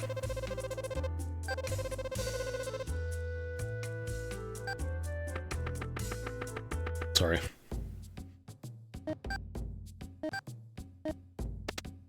If I sell items from this menu, do they get added to my stock? Or do I have to do it from the other shopkeeper? This one specifically mentioned to fix titles being stocked. See something real quick. Okay, cool. It does get added in as well. Now, you can even just pay money to make up the missing stock as well. It just costs a lot more. What have you got even? Do you have mana pluses in there? You got any of the mana pluses? Oh, you do. Just buy like 4 of those. Stone Axe. But at least has better variance. Homing shots. Ooh, I might try out this. I like a homing shot. I like a homing torpedo.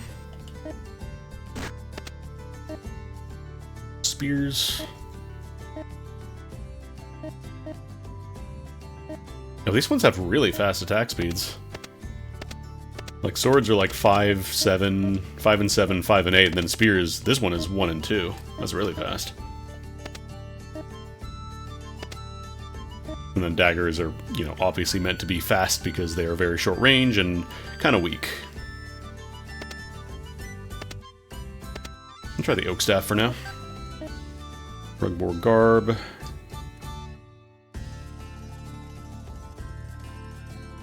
Weak to piercing, fire, and spirit. You don't sell.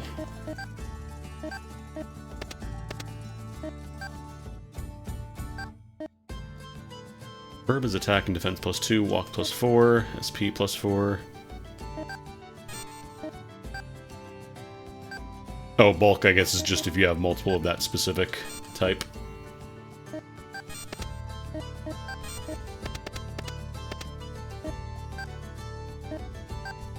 Wait, is that equipped? Who has that? Yeah, sure, I'll sell it. We have another one. Not a ton of money for those, though. Probably need to get, like, more valuable stuff. Okay, so I want to change out my Raud. Okay, good, it auto-equipped it for us.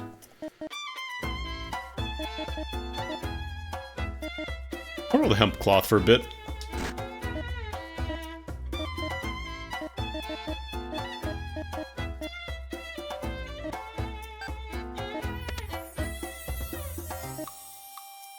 I don't have enough to slot in an ability power, unfortunately.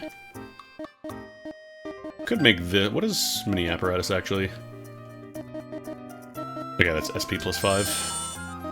So we got some extra mana now that we're leveling up our sub-characters, so we can slap in some more effective things.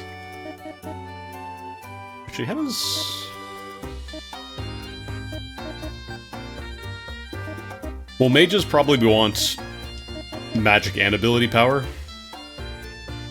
Because magic specifically works for your bullets, I believe, whereas ability... Actually, no, maybe that is special ability. I don't know if these count as... Hang on, where is it? Magic circle... Oh, you know what? No, I think your regular attacks are controlled. Yeah, here it says... So this one is just magic. I thought abilities and magic were the same thing, but... Or ability was your skills, and then magic was your special abilities, but I mixed it up. We want ability power off if we have any of those. Actually. Speaking of those? No, not enough for that. I'll just slap on a mana plus for now. And then this one, yeah, we want magic power. I guess you could, in theory, use melee weapons. There's probably, like, if you're running a sword mage or whatever, there could be some weapons you would want. I can't afford that. Alright, that'll do for now.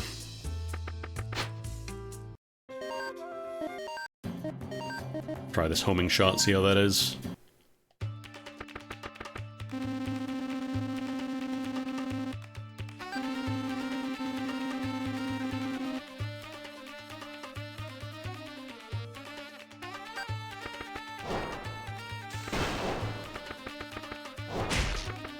No, it actually does turn around. That's kind of funny. Normal experience up.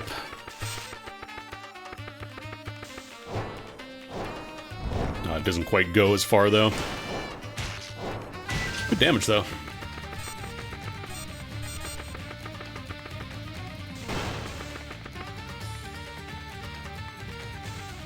Okay, these guys just fire automatically.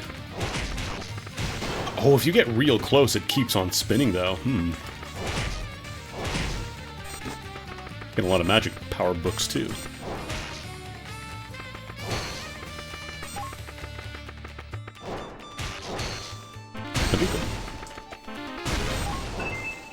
Oh, that's a secret. I saw that single black tile on the wall. I know a secret when I see one.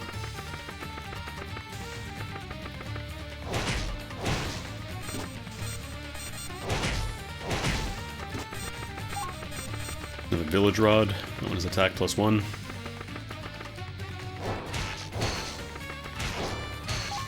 Gotta be careful with traps, though, because, like, yeah, you might... Oh, that's a pierce arrow. I was gonna say that's a spike trap, but it is not. Because then you are also kind of locking yourself in a single place for a bit, so... Even though you might think, oh yeah, I'm gonna trap a bunch of enemies, it could be worse off for you than just hitting them directly, you know?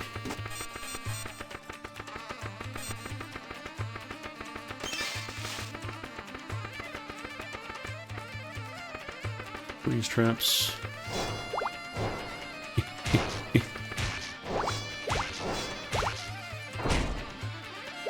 Spamming too many bullet.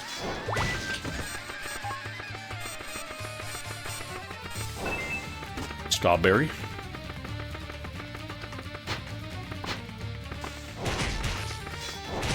The turnaround is really nice. Alright.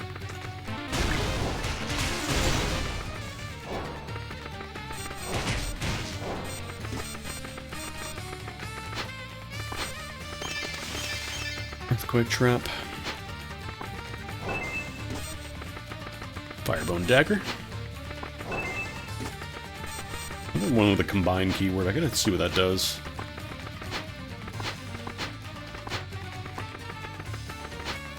I gotta go the long way around, though.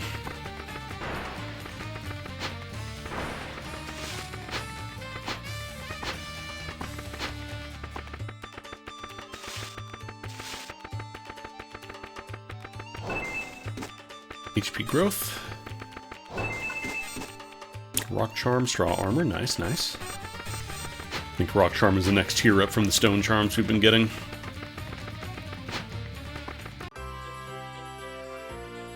These are all fixed stages right now, but eventually the game opens up a, like, random dungeon.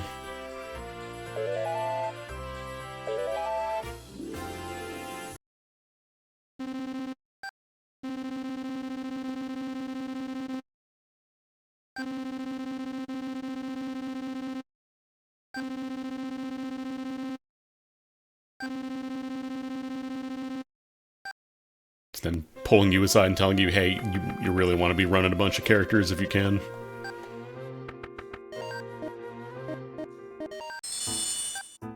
I want to try out Spears. That looks kind of silly. 2 ability magic spaces and 4 stat growth spaces.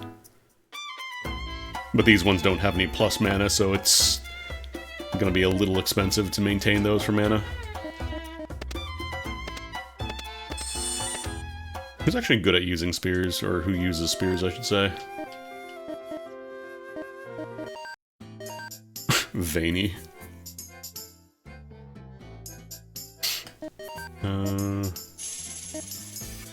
I don't believe there's, like, weapon proficiencies like in Disgaea. I think it's just certain classes can use, or they have abilities. Actually, I think anybody can use anything. It's just certain classes can only use, like, specific types of weapons for their abilities.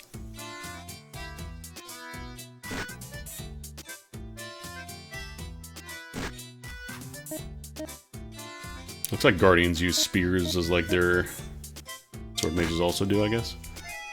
Spell and ability cooldown, or resist bonus when guarding.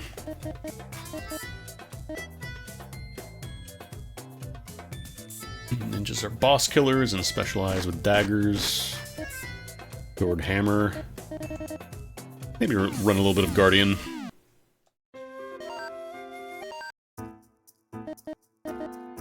Alright, let's give you actual armor here. Yeah, you can use that hemp cloth, actually.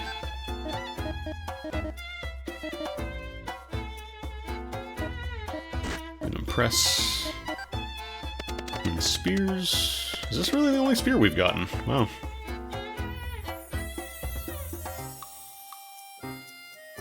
Oh no, wait, I think I went to the shop, but I didn't actually buy it. I think that's what I wanted to do.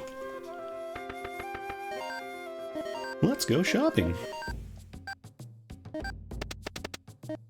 Yeah, I want to try the rug boar tusk. There we go. And peep our magic circle options. What do we got? Protect and sprout. Oh yeah, this is the one where it's like, you don't have a lot of HP, but then there are multiple growth nodes and you get 7 slots, so this is kind of where you can power up a bunch of characters if you want to load them up. You have a beefy main character. Yeah, you know, let's try Sprout for a bit.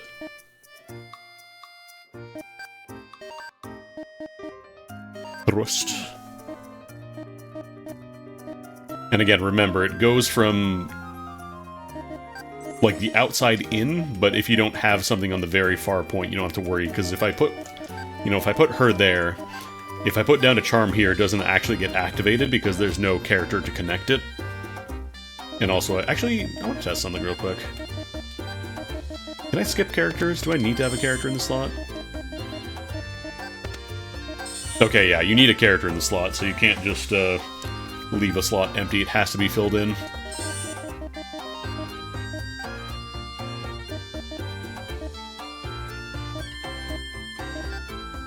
Thankfully, since she's been out front for a while, she's got a lot of mana now, so... yeah, I want a good amount here, too. Actually, no, it does get added in, like any surplus. So, for example, she's spending 7 mana from her 13 pool, so she gets left with 6. But then, this guy only has 3 mana on his own, but since we have the extra surplus, it gets converted to 9 mana, so... yeah, I think the idea is you probably want your biggest batteries on the outside. Can I afford this? No, I can't. HP growth. Slightly more HP in the front. Problem is, Pillow has our highest HP count. We'll have to manage. 8 mana, so I can put down a little bit of extra HP there.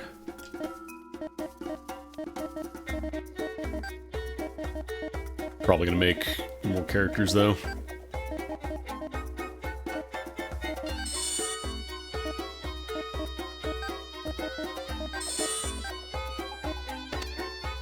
Probably get...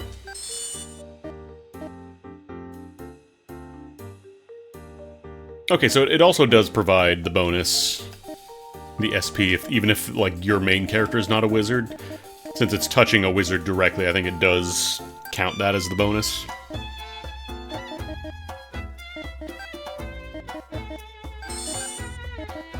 HP growth, and then backline I'm gonna have to make more. Unfortunately, we are hurting a little bit.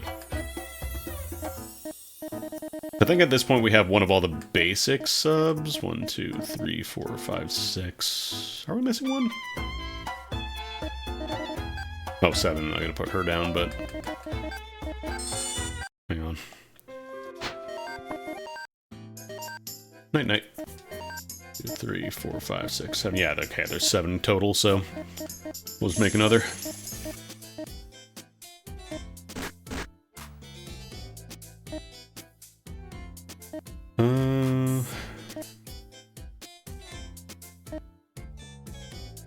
Merchants are not great for subs. I just make another warrior. Night night.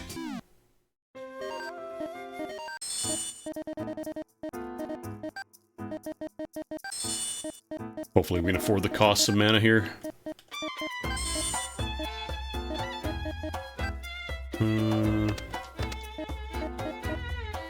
I for sure want to put down the HP growth node there. I just don't know if I have enough mana to do both these. Ah, we can't do the ability plus, so I'm just gonna slap down a mana plus there, we'll be fine. There we go. Do a run with Bosch and see if we can get some nice levels.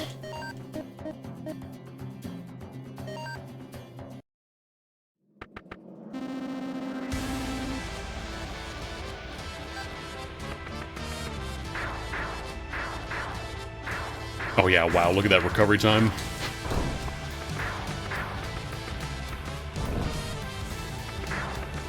So slow. Actually, you know what? Oh no, I want those. The fool that I was to not bring a hammer.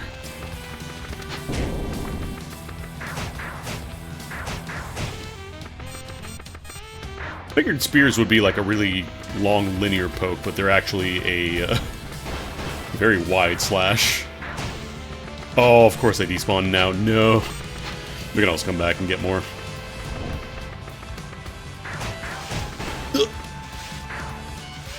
As you can see, these guys are a pain in the ass for melees.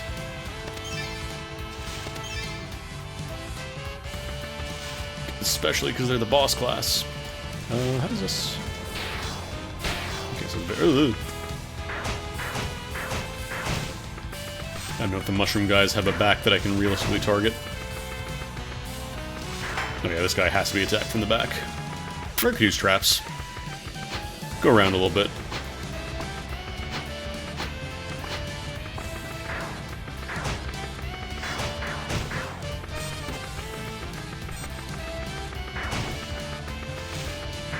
I'm real curious how the online stuff is going to work. I don't know if there's like online co-op now, or if it's just for like downloading other characters, like profile stuff, the edit data. Would be cool though. Because one of the problems with the previous Cladoon games is that you had to kind of do everything yourself if you wanted to like download. Oh no. That's what happens when you run and your backliner takes a hit, by the way. They take a ton of damage.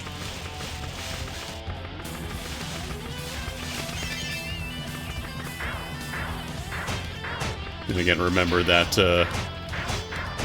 for every character that goes down, we are then becoming weaker, so... I want to be careful not to be taking too many stray hits on, you know, the flanks that can't really take it.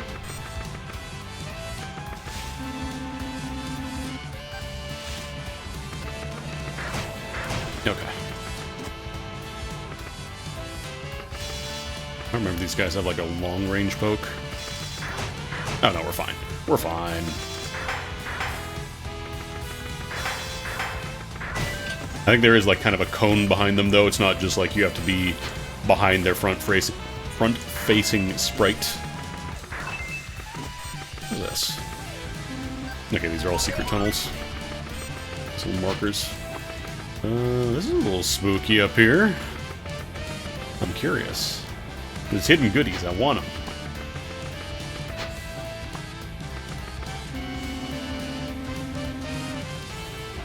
brothy skeleton. I mean, we gotta see, right? Okay, we don't gotta see, actually. Never mind, I'm not screwing level 30 dudes. Not happening.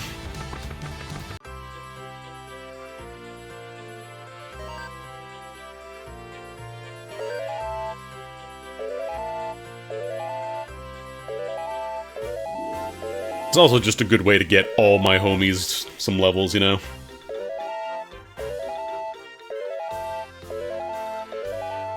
Lots of new magic circles, lots of levels.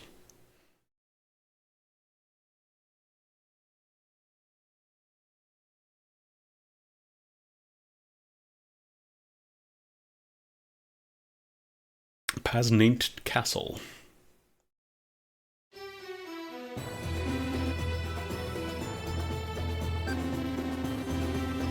Uh-huh.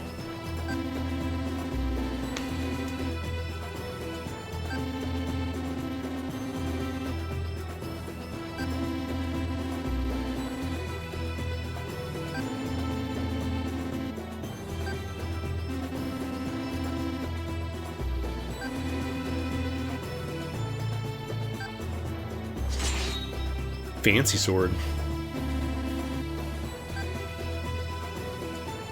I wonder if they have templates for, like, weapons and armor and stuff as well, like the pre-made stuff, like, for your character faces. Probably... I don't know. I wonder if you can copy the appearance of any weapon you found already, but probably not just give you a bunch, because those are probably used for the main weapon, like the main story stuff.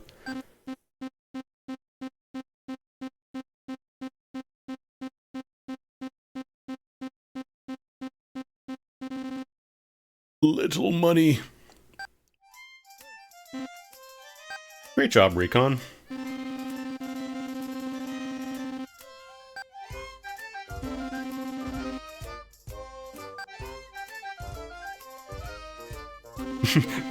We're not gonna need you, actually. You can go home.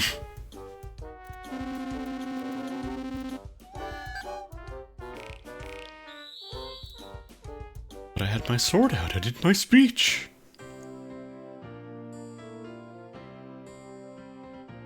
And scene. That's it. That's definitely the entire game.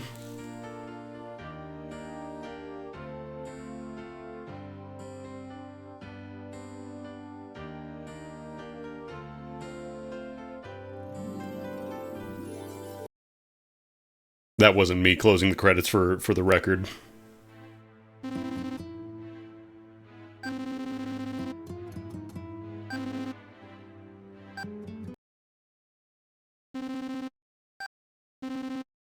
Network, I can go online. There we go, Ranjans.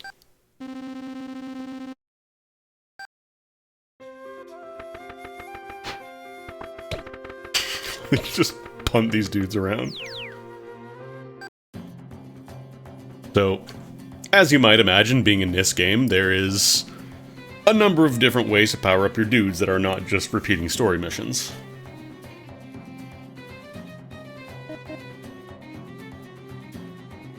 I'm just trying to see if there's any new mechanics. So Angel Gate, Devil Gate, and Hell Gates, those are all the same. But basically the way you progress... Oops, sorry about that. Basically the way you progress through the Ranjans is that every floor can have Angel Gates, or Devil Gates, or Hell Gates, or exits. And Angel Gates are the safe bet, where drop rates go up and monster levels barely go up. Devil Gates can increase monster levels, decrease the drop rates, and sometimes just become Angel Gates. And then Hell Gates, which are the most dangerous, and also lower drop rates, but they're, you know, leveling up enemies is very good for powering you up, so. And then Gambling, I think, is new. Warp Gates were also in the previous games, I believe. But basically, if you want to play it safe, go for Angel Gates, otherwise you can risk it with the more scary gates. And then Maption. What is Maption again? Oh, are these just like fixed dungeons based on maps that you find?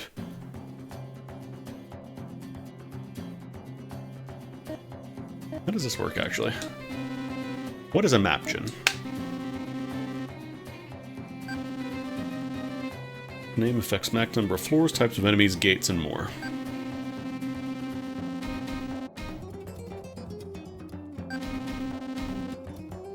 Oh! I can download a dungeon, finally.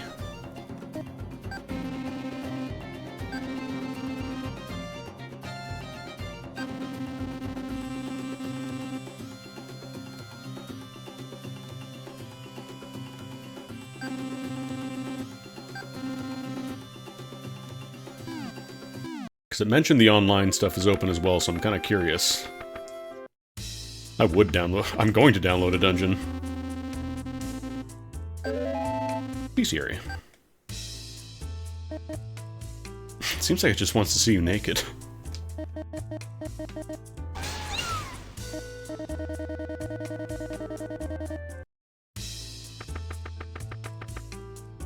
Does it not work with the Japanese online stuff? A little unfortunate.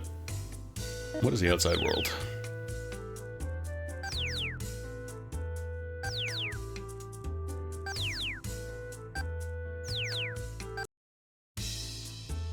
I hope people have not put horrible names in their dungeons.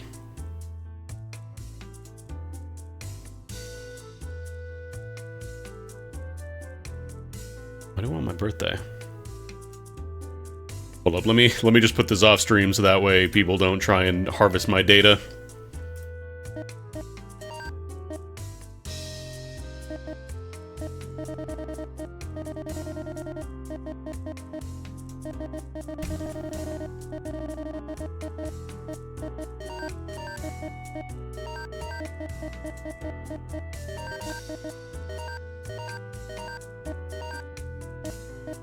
I'm intentionally putting in extra pauses and beeps, picking the wrong option just so that way somebody doesn't try and puzzle it out.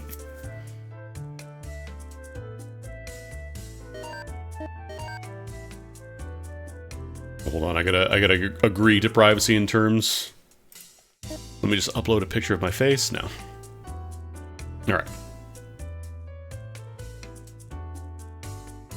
Yeah, probably for if anybody has a cuss word or whatever.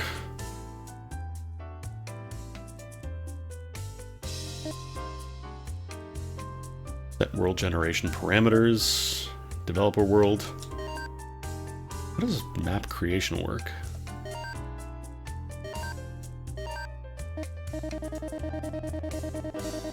Is this like, is this for developing a little town that you can go from, or I'm not... Oh, there's more, okay.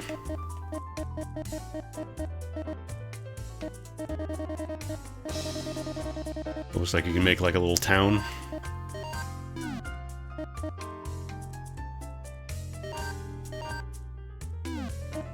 See the official worlds. Let's go to NIS Plaza.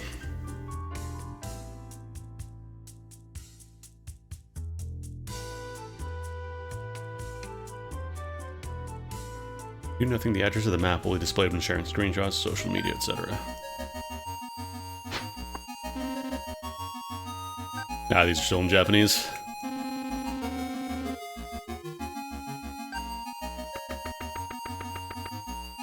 Oh yeah, I guess there's a bunch of custom sprites here as well. Ooh, play a little bit of Zhang.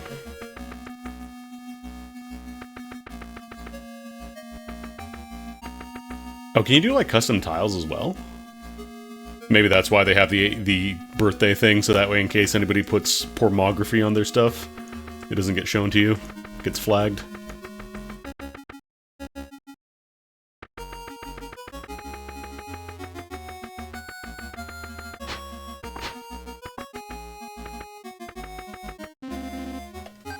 Got Cornet from, what's it called? Rhapsody.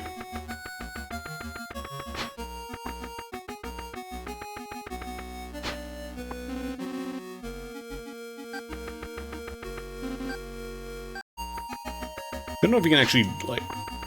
This might just be for, like, display stuff. I'm not sure if there are mechanics for these. Oh, that's for... That's for in case somebody puts on some horrible... droning soundtrack in the background, you can stop it. This is cool. Kind of reminds me of Ilona in a weird way, of like the custom maps you could randomly go to when going to Moongates.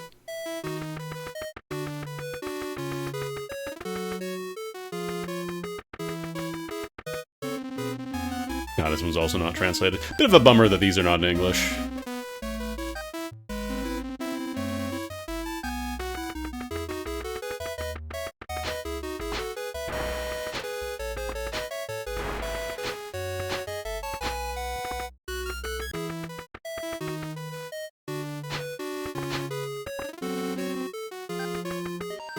Oops, I keep picking the wrong option.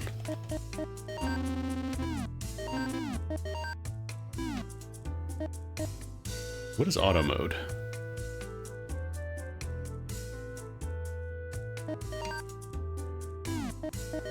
Oh, it just picks a random map? Is that how that works? Or it just picks some maps that people have made?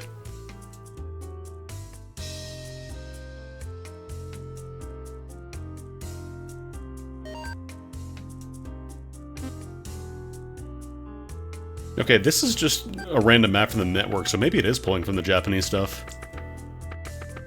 Very clearly, quick and dirty map here. We made one NPC and a vast empty field, and we're good.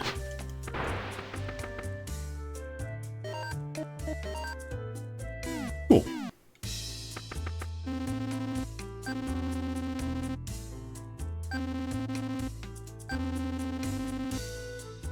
Oh, can you get magic circles from the random dungeons now? Oh.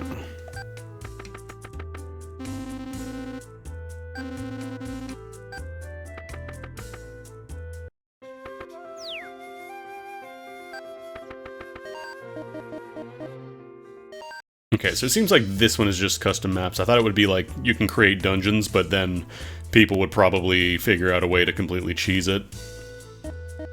They mentioned downloading maps from other characters. Like, I don't know if they're talking about just, you know, the custom design maps, or they're talking about, like, the dungeon maps. Let's try a map gen. It's newbie friendly.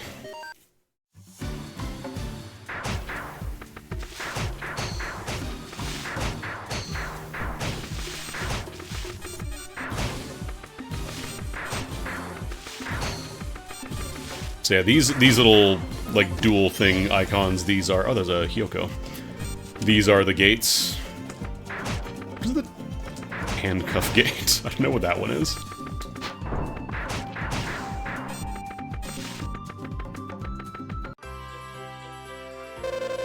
Villainous gate. Oh, plus 13 monster level. Ooh. Scary.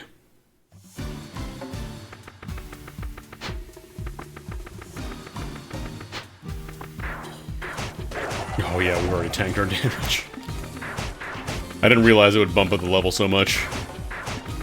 Otherwise, I would not have taken it. This is all cumulative, by the way, so you gotta be real careful if you're underleveled like me.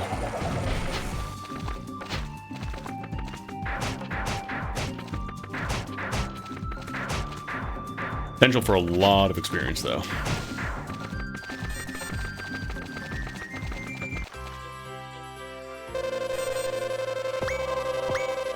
Yeah, angel gates don't increase the level at all. Well, sometimes it will, but it's very little, and then it bumps up the item drop rate, but you're not really challenging yourself by doing this.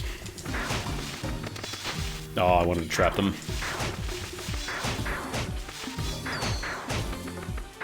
Actually, I guess I can also block. I forgot I do have the shielded spears.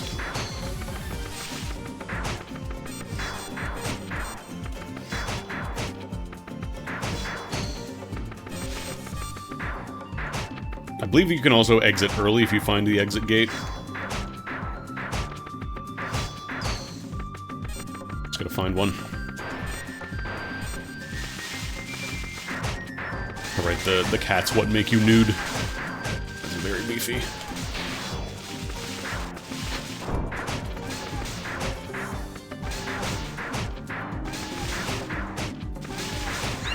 Ooh. Earth Bubble Amulet with Jog. Probably like run speed increase. The Ranjins are where the traps get real mean because you cannot really expect them in specific places unlike the campaign maps. So like you'll be, you know, trucking along thinking you're hot shit, and then you run into the trap that makes other traps, and then you run over all those, and then your game is over.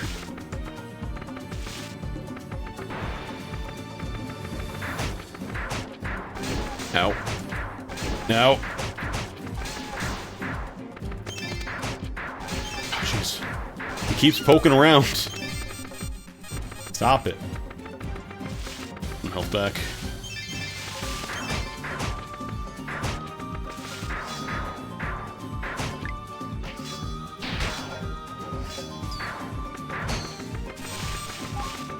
I don't remember if you get any experience if you fall in a dungeon.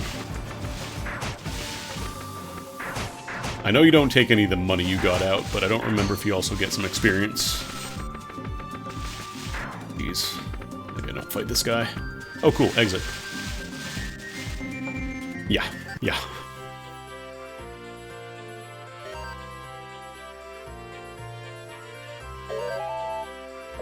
Nice chunk of experience, though.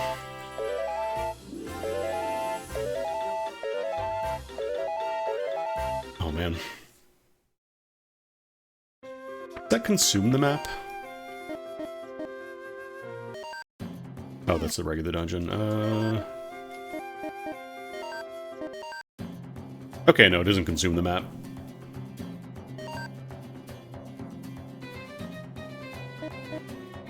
Oh, I think the chances of gates are different based on the dungeon type as well.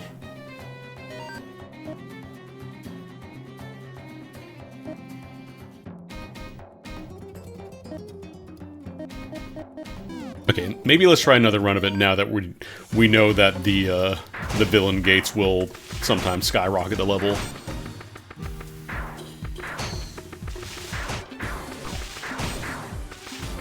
Because, like, fighting higher level enemies is good for experience, but it can be real rough.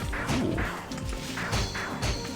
If you have to, you know, take 30 seconds to kill a single monster.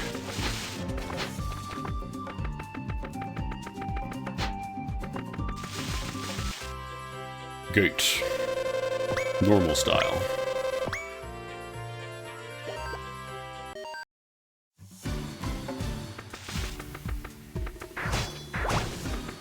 It's very easy to think you're, you know, you're good to go through a gate. You're good to maybe bump up the difficulty a bit. You think, yeah, I could do a hell gate now, and then it bumps up the enemies by like 100 levels, and you just cry.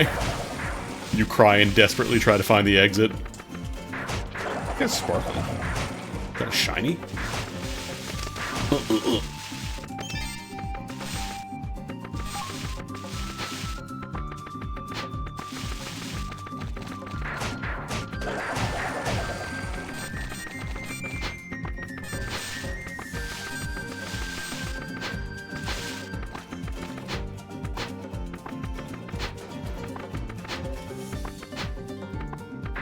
Attack the walls? I can. Yeah, of course, it's a NIS game. Your numbers are gonna go bonkers.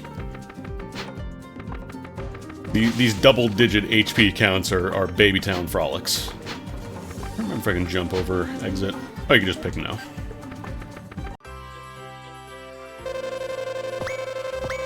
Oh no, it went down. Yeah, just remember they are cumulative, so you're making the rest of the run potentially much harder by bumping up the difficulty super early.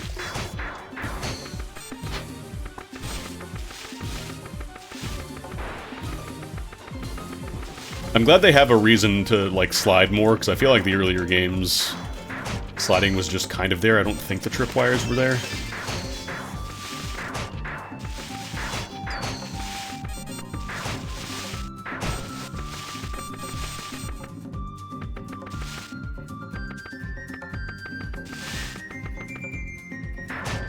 Stinky gate. Ooh. I don't know what the 10 keyword does. Is the only way out the evil gate?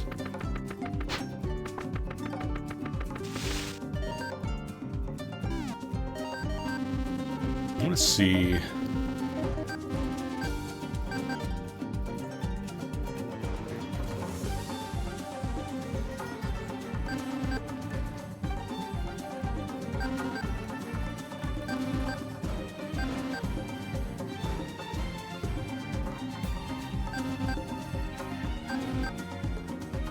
That's not the villainous gate.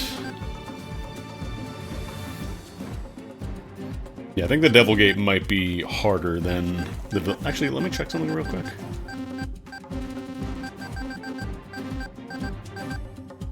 Angel gate, villainous gate. Monster level... Okay, so villainous gate is just kind of random.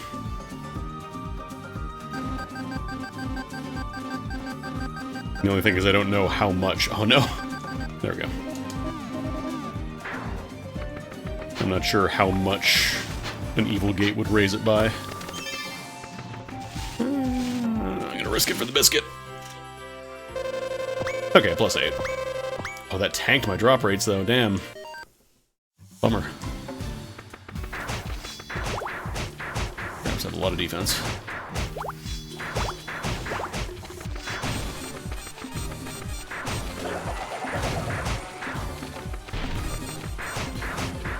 Not dealing any damage to these guys. It is a snail, so it probably has really high defense, but still.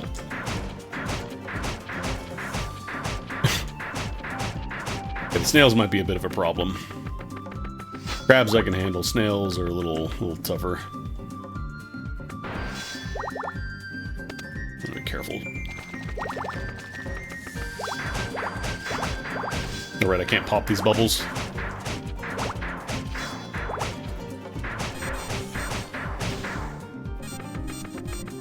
Maybe I should dip out after this one if I can find an exit.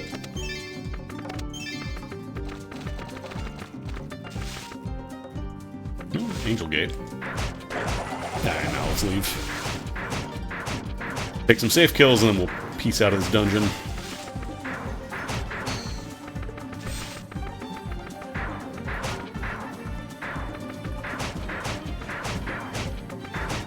I think snails just have a ton of defense, and these guys, specifically the silver ones, are even stronger because they're like the second tier below boss, I believe.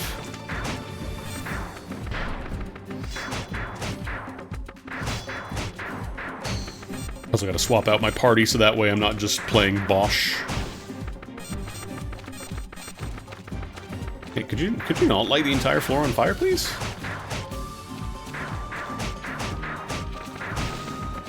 Get some help.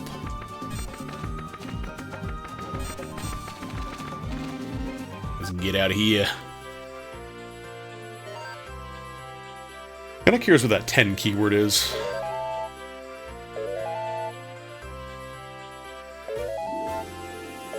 Oh, you know what? You're probably right, actually. Oh, so many magic circles. So much customization. I want to see real quick, what does the 10 keyword do?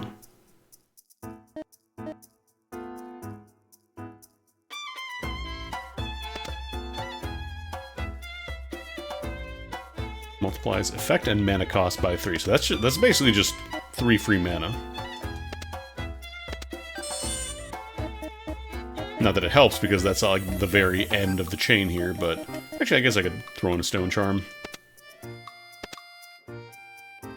Slightly better HP growth node.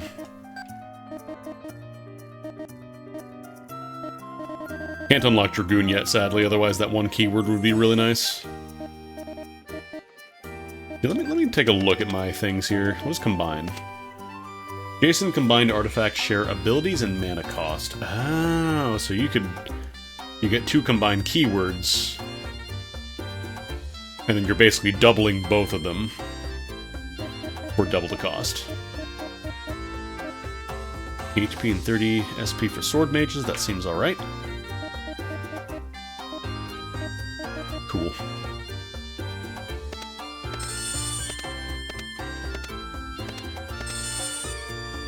I think let's roll merchant for a little bit. What are our options for circles? Mana double and loses drawbacks when G is on the ground. How does this work?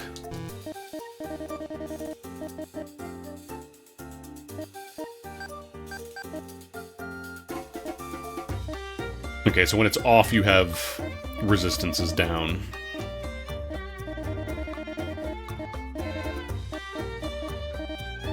Decent growths as well, actually. Less HP, though, for the subs. Not as bad as the Sprout tree, but still a little weaker.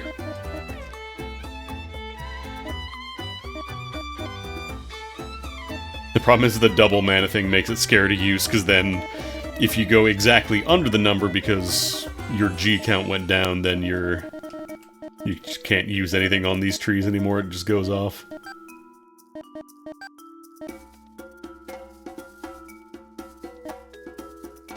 One sub is super powered, shields... Oh, look at that thing, damn.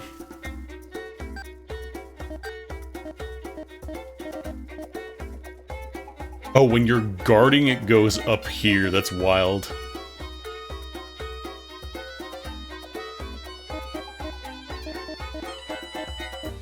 Plus 10 to all these resists when you're guarding as well. But then when it's not guarding, you get plus 10 mana. That's kind of cool. Actually, no, you get 20 for being on this track. Because I don't really guard a ton in most cases, so I think this might actually kind of work.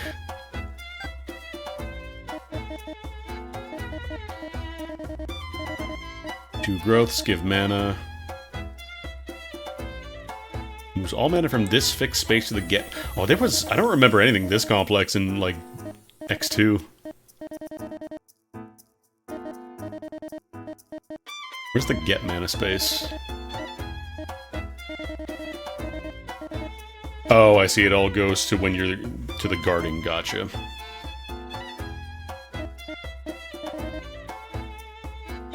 There's a lot of growth on this one, too. There's 6 growth nodes, but your subs have very little HP. It's a weird one.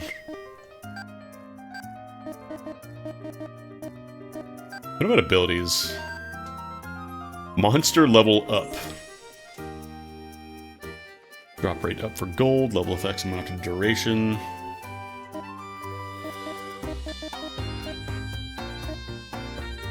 You know, that's the dagger skill. I want to see the abilities. I haven't really been looking at abilities too much. Oh no, let's see something real quick. Your subs of one status effect at random.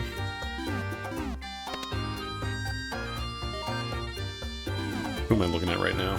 Glass. I don't think I've really been leveling you up that much, so... This is defense while on grass, while running HP raised. HP raised sub shields damage, making up for the no heal spaces. Oh, yeah, some of the subs on this don't heal at all. That's wild. Inflict with burn, the main's fire resistance raises and mana is doubled. The circles in this one feel a lot more goofy compared to X2. Like, way more weird stuff from the get-go.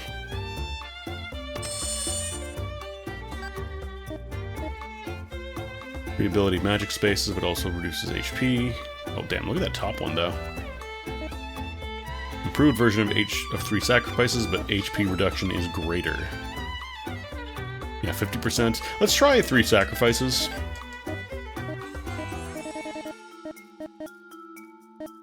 These are all SP artifacts.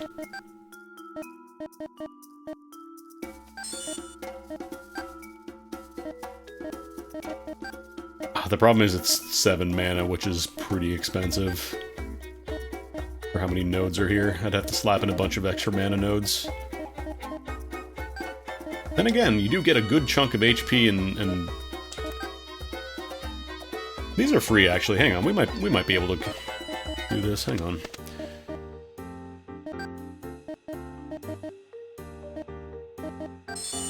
Probably want magic power...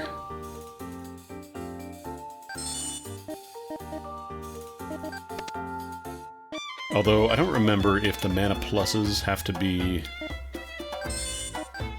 Okay, no, it has to be in order, so I would have to... Damn. Like, I can still do it, I just gotta change the order. Flap that down. Get some extra HP and SP. That does work, right? Okay, yeah, it does. And then we're at 1 mana, so we can slap down some more small apparati.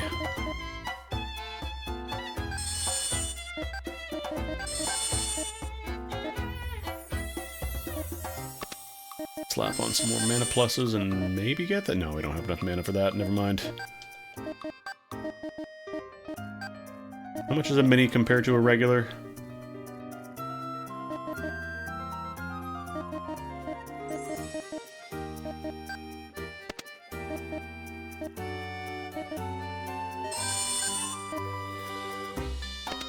Oh, there it is.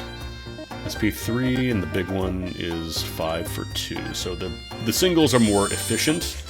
They just take more spaces to use. I can slap down a mana plus. I guess I got another mana plus. Alright, there's health nodes here as well. Small strawberry, and I guess Stone Charm. Problem is I want to use my less used characters, but they need more SP. They need more mana to like fit in here, otherwise I'm spending it all.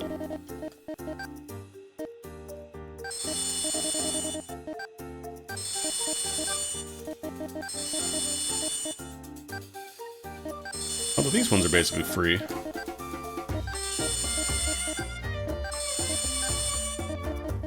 I squeeze in a Rock Charm here? Because these are all HP nodes and I don't have any... It's just the strawberries, basically, so I might be able to squeeze in a Rock Charm and still afford this. We have 1 mana. I can slap in a mana plus.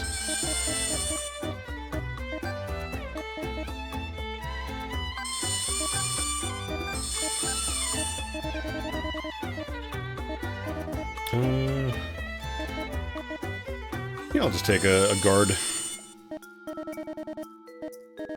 Alright, cool.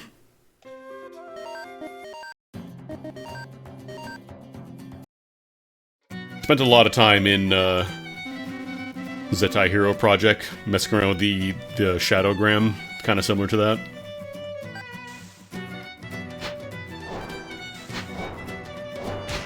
Now.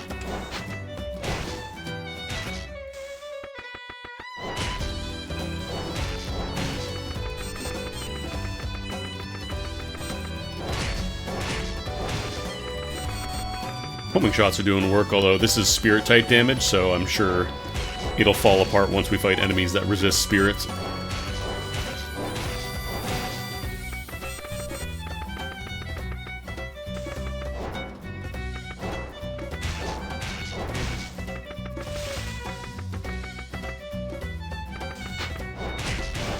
God, that was 3 hits from a single cast trash sword. Stinky Blade.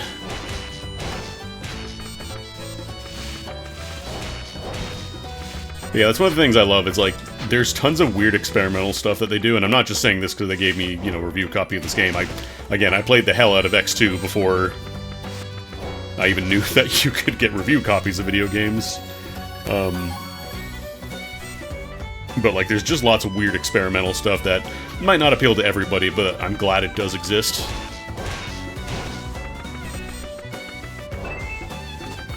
Also, if you're the type of person who likes to play the hell out of a game, then good news.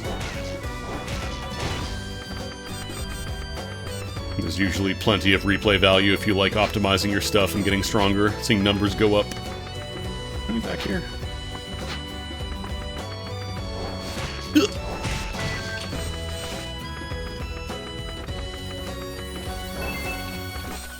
Normal dagger. These are safe, right? Yeah, these are safe. Well, sometimes there's items in it, too. Can I cast while airborne? I don't think I can. No, I can't. I'm gonna have to come back here with a hammer. Oh no, that's just for shortcut. Although there might be a hidden goodie there. Is there a hidden goodie? Or can I change gear? No. I don't think you can change gear mid-dungeon. I'm pretty sure you're locked out.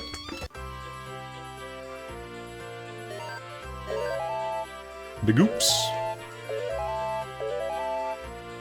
And again, like, there's all this stuff about, you know, having characters level up better with the grids, but you cannot permanently mess it up. Nope.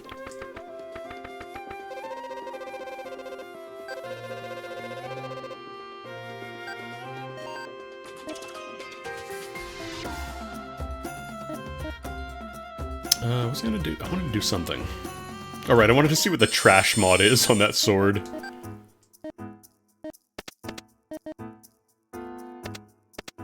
Attack and defense down, but walk speed up. Seems pretty bad. Alright, I wanted to see if there's any... Oh yeah, we got new spells. Firewall, Fire Charge. Let's slap these in. So maybe I'll go in order.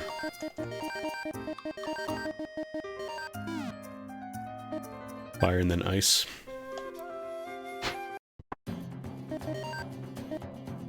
This forest has got some tough cookies. Watch closely.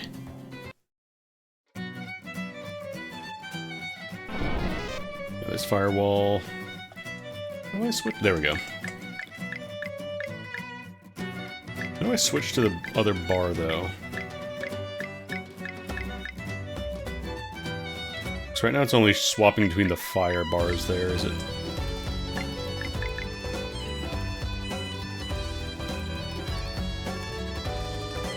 How do I do that? Hang on. Oh, do I have to click in the stick? Ah, there we go.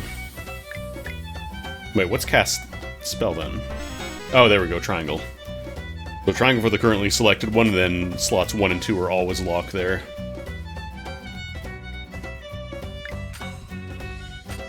It'll take some getting used to, but I'll get there. Tough cookies. Are you a tough cookie? Not particularly.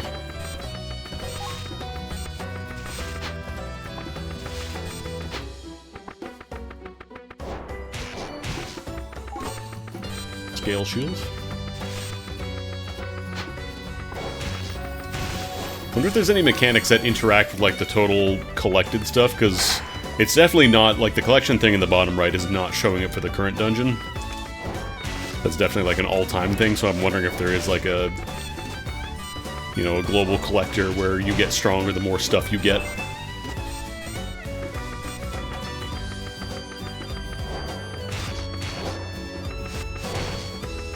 You can see them doing something like that. How much damage does a club do anyways? 2.74.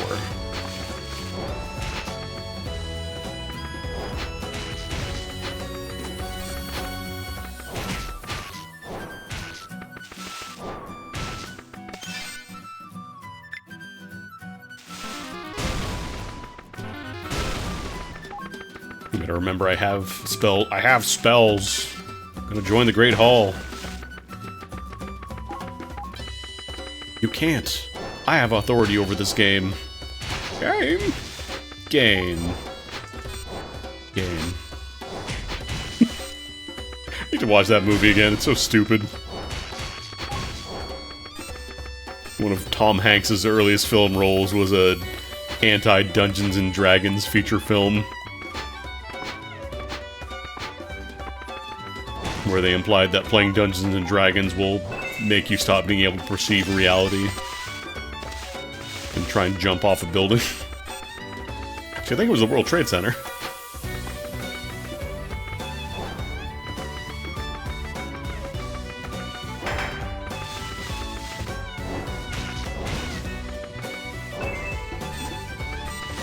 Normal mana plus. Oh, we got a bigger one. Goodies. Oh, can I not get to those anymore, though? Can I get there? They just never go here. Rugboar's Tusk, 121%. Oh, you know what it was? It was the switch. That's why I didn't go up there.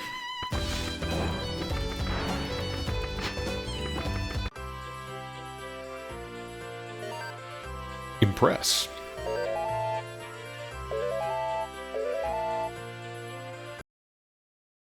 It's very tempting to just go back to the Sprout Circle and just keep leveling up people that way, but I do want to cycle around a little bit more.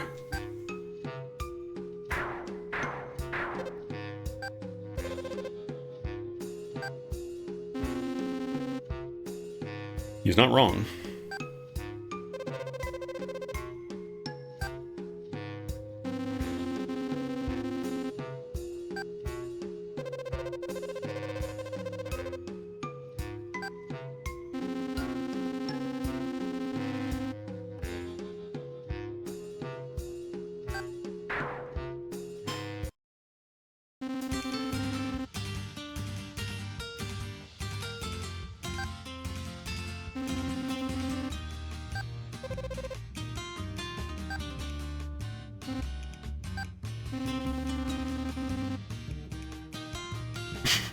Simply Villager A.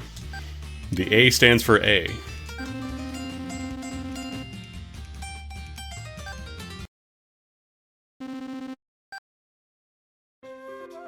Bish. Hello, Villager A. How are you? He's ore farming! I can actually go in here. Wide.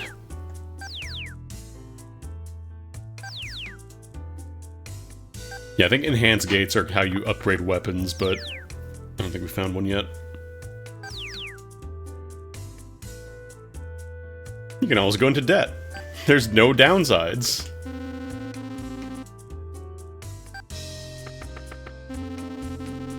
Wide. It's a neon sign that says wide. You can feel divine power emanating from it. Like that toilet. True. It's a diagram explaining how to use the toilet.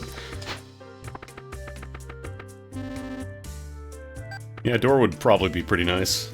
Ugh.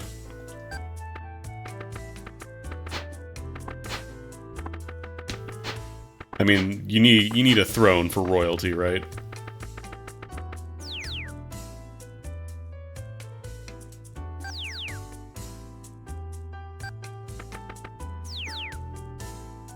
I did know that.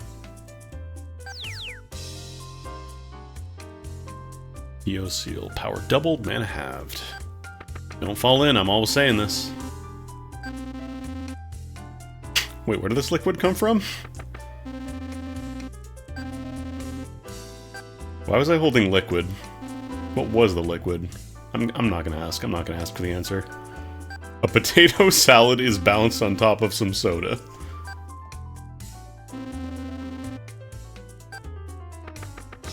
There's a lot of incidental dialogue for stuff you never really have to interact with. Oh, big. Same. With these barriers. Oh, there's some liquid.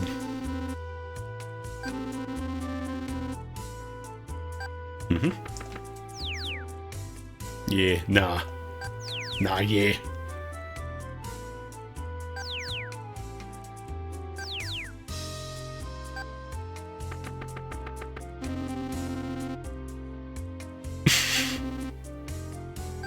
What?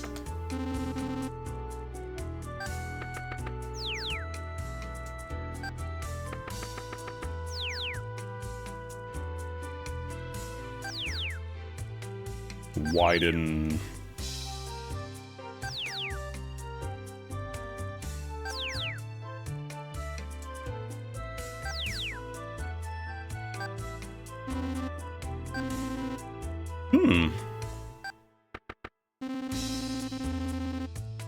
Some sort of bizarre table with candies on top of it. Oh. Okay. What?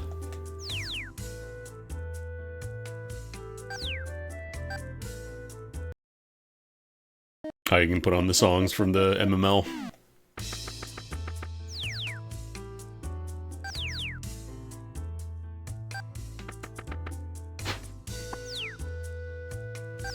Pachinko. Bonus mode. Sorry, Shining Pumpkin. Yeah, I'm real curious how the MML stuff works. If there's an external editor.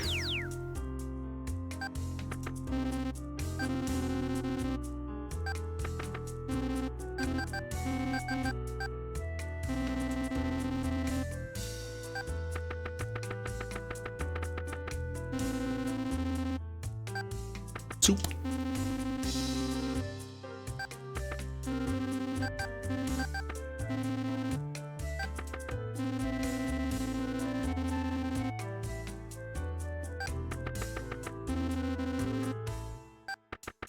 Alright, I'm just gonna organize, or I'm gonna examine everything in this kitchen.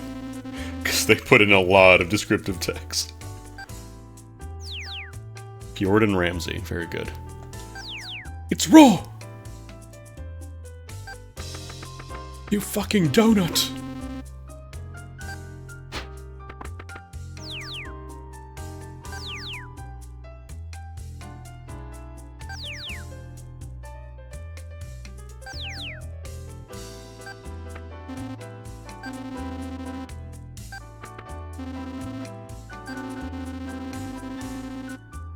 Mm-hmm.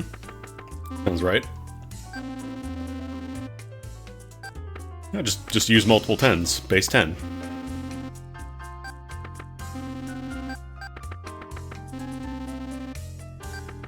Ink and barley tea. And jam.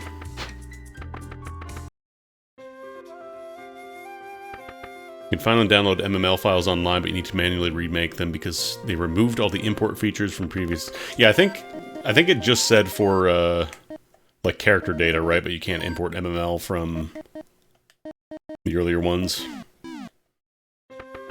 The biggest thing for me is just, like... Dog, I had enough trouble learning a tracker. I would have to take a lot of time for this, so I wonder if there is a good, like, external MML editor that you could just do that in.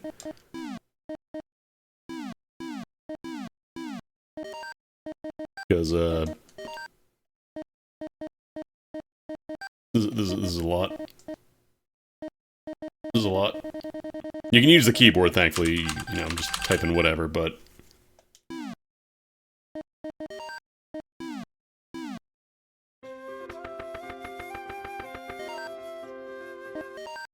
Do you want to try another Ranjin now that we're a little stronger?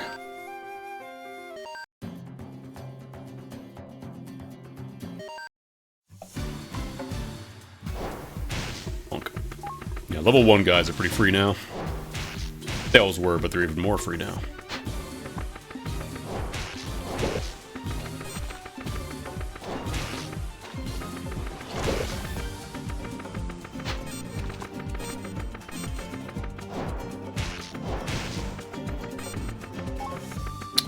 Unfortunately, it seems like the only option is a Devil Gate, which could, in theory, become an Angel. Actually, early on, it's probably not too bad, because the drop rate's already bottom. Oh, cool.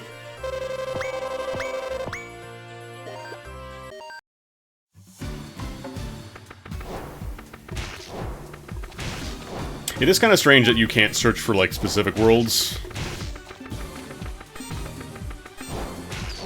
Like, they have addresses, which makes me think you might be able to, but I don't know. That might just be for identification. Haven't poked around with it a whole lot, so... Ow. Jerk.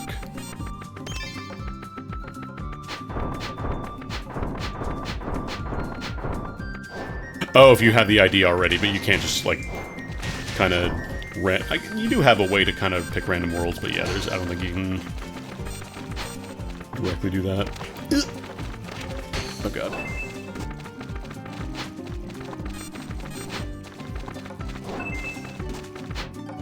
Oh god.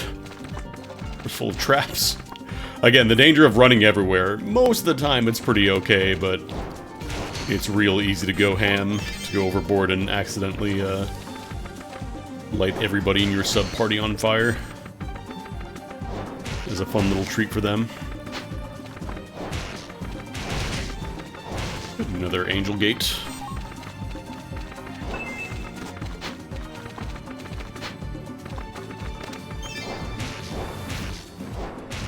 Oh, one thing about this staff I'm noticing, though, it seems to have a much longer recharge time compared to the triple bullet staff that I found earlier.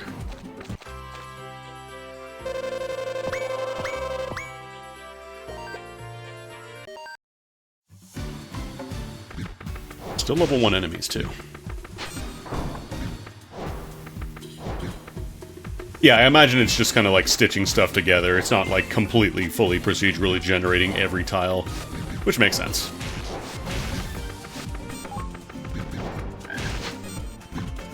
If every single tile is procedurally generated, then it's just like usually kind of a mess. The traps, though, yeah, obviously those are kind of dropped in.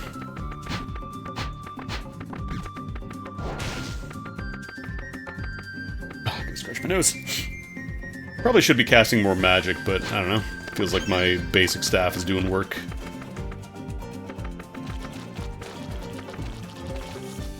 Actually, I want to try...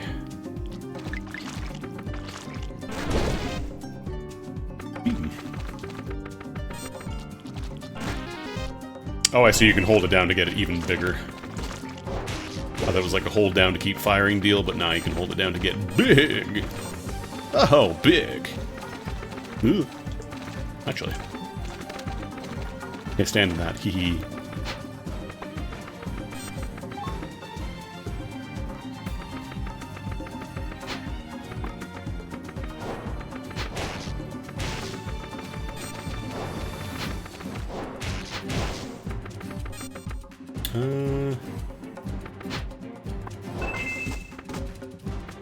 I'll try the warp.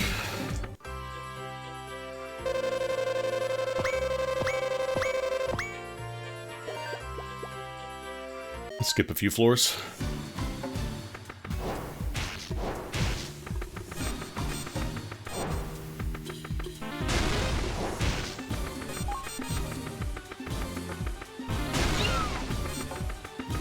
Actually, now that I spent the SP testing out the beam, I probably should try and conserve a little bit more. Ooh, blessing.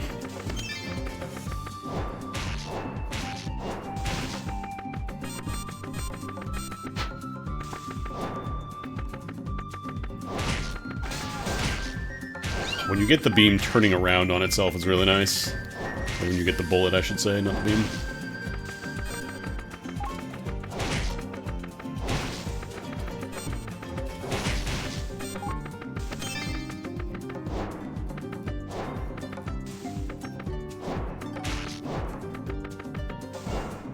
Yeah, I did, when I was playing X2, sometimes I would just do, like, you know, John Madden, pump up the enemy level through a hell gate and then pray I found something and also got an exit gate.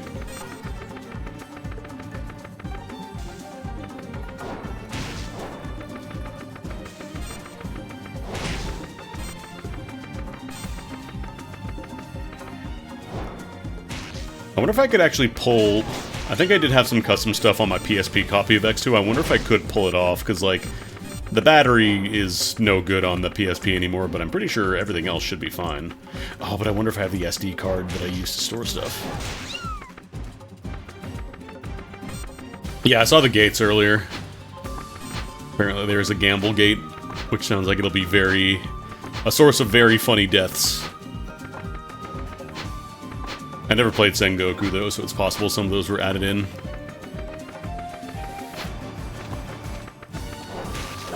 Oh, I think the blue snails make the glass. I think that's why they're sparkly like that.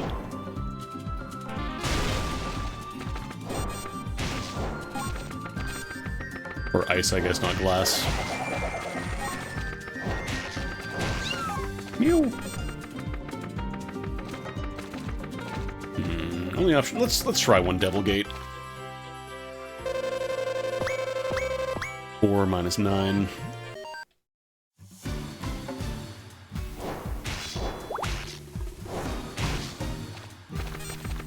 Definitely not touching the Hell Gate.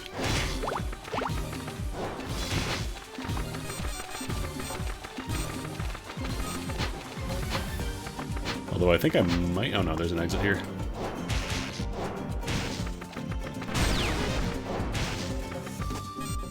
Cheap armor. I was hoping that would have the Heo seal. It did not. Really. Oh, right, that's not the... I'm still really bad at identifying the traps. Whichever ones are, what's it called? The ones that spread out on the ground versus the ones that are just arrow traps.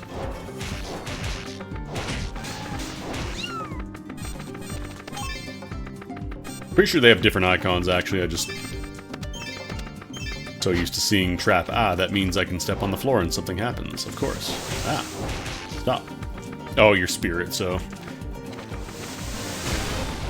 yeah, you'll resist the bullet. More heal traps? Yeah.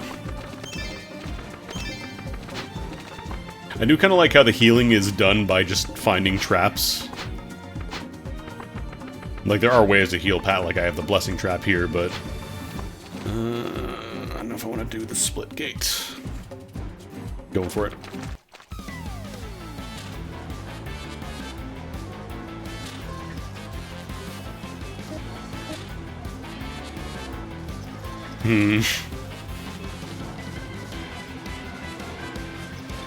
Monster level plus 300, drop rate minus 999. Going for it. Boo.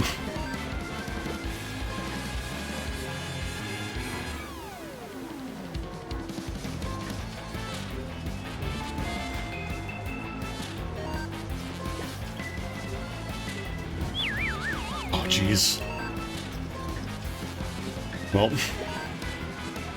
not the best results. Level 23. Oh, the knife. Did you see that there? There's the trap gate as well. The you are completely and utterly boned gate. Not completely, but it's bad.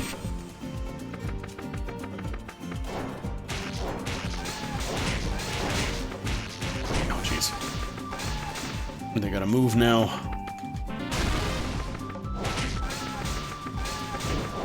The goops.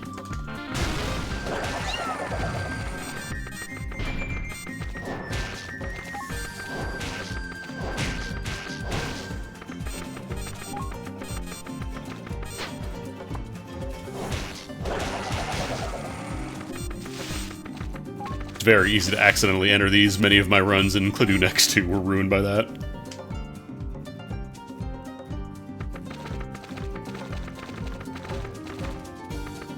Do I have an exit here because we have all these gates, but I need a way out, I think. These ones, though? Okay, no, that's an arrow trap. Oh!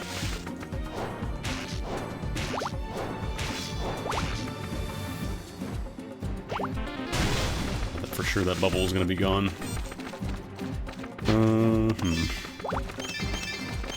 Yeah, there's no exits here. Fuck it, do we just go to the void gate? I'm just gonna go to the void gate.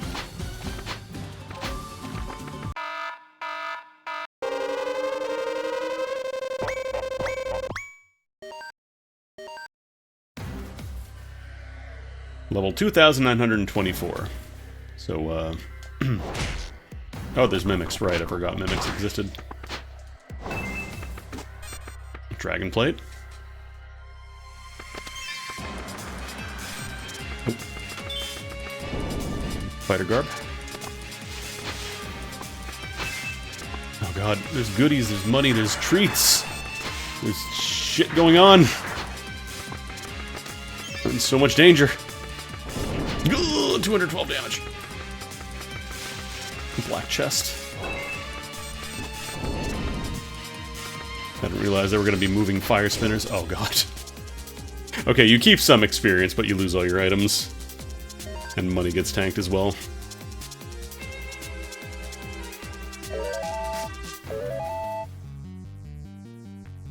I love how even, like, the bonus, like the Hyokos or whatever, they're like a level 100 plus.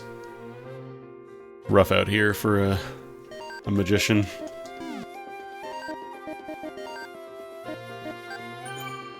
But I think we'll call it there.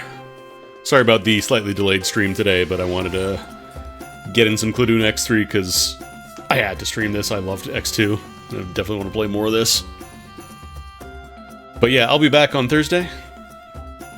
Assuming, you know, the connection is usable. Assuming I have packets for the day. And yeah, I hope you all enjoy the rest of your day. I'm going to raid you all over to Jordan, who's playing some Silk Song, so just be aware. If you want to remain blind on that game, you will potentially spoil yourself by hanging out on this raid, so... One more time, warning you, we're going into Silk Song, so potential spoiliopes. Spoiliopes! Spoiliopes! Warning! Spoiliopes! Yeah, have a good one, folks. I'll see you on Thursday, internet permitting. Hopefully they sort that shit out soon, because I'm getting kind of tired of it. Anyways, peace, gamers.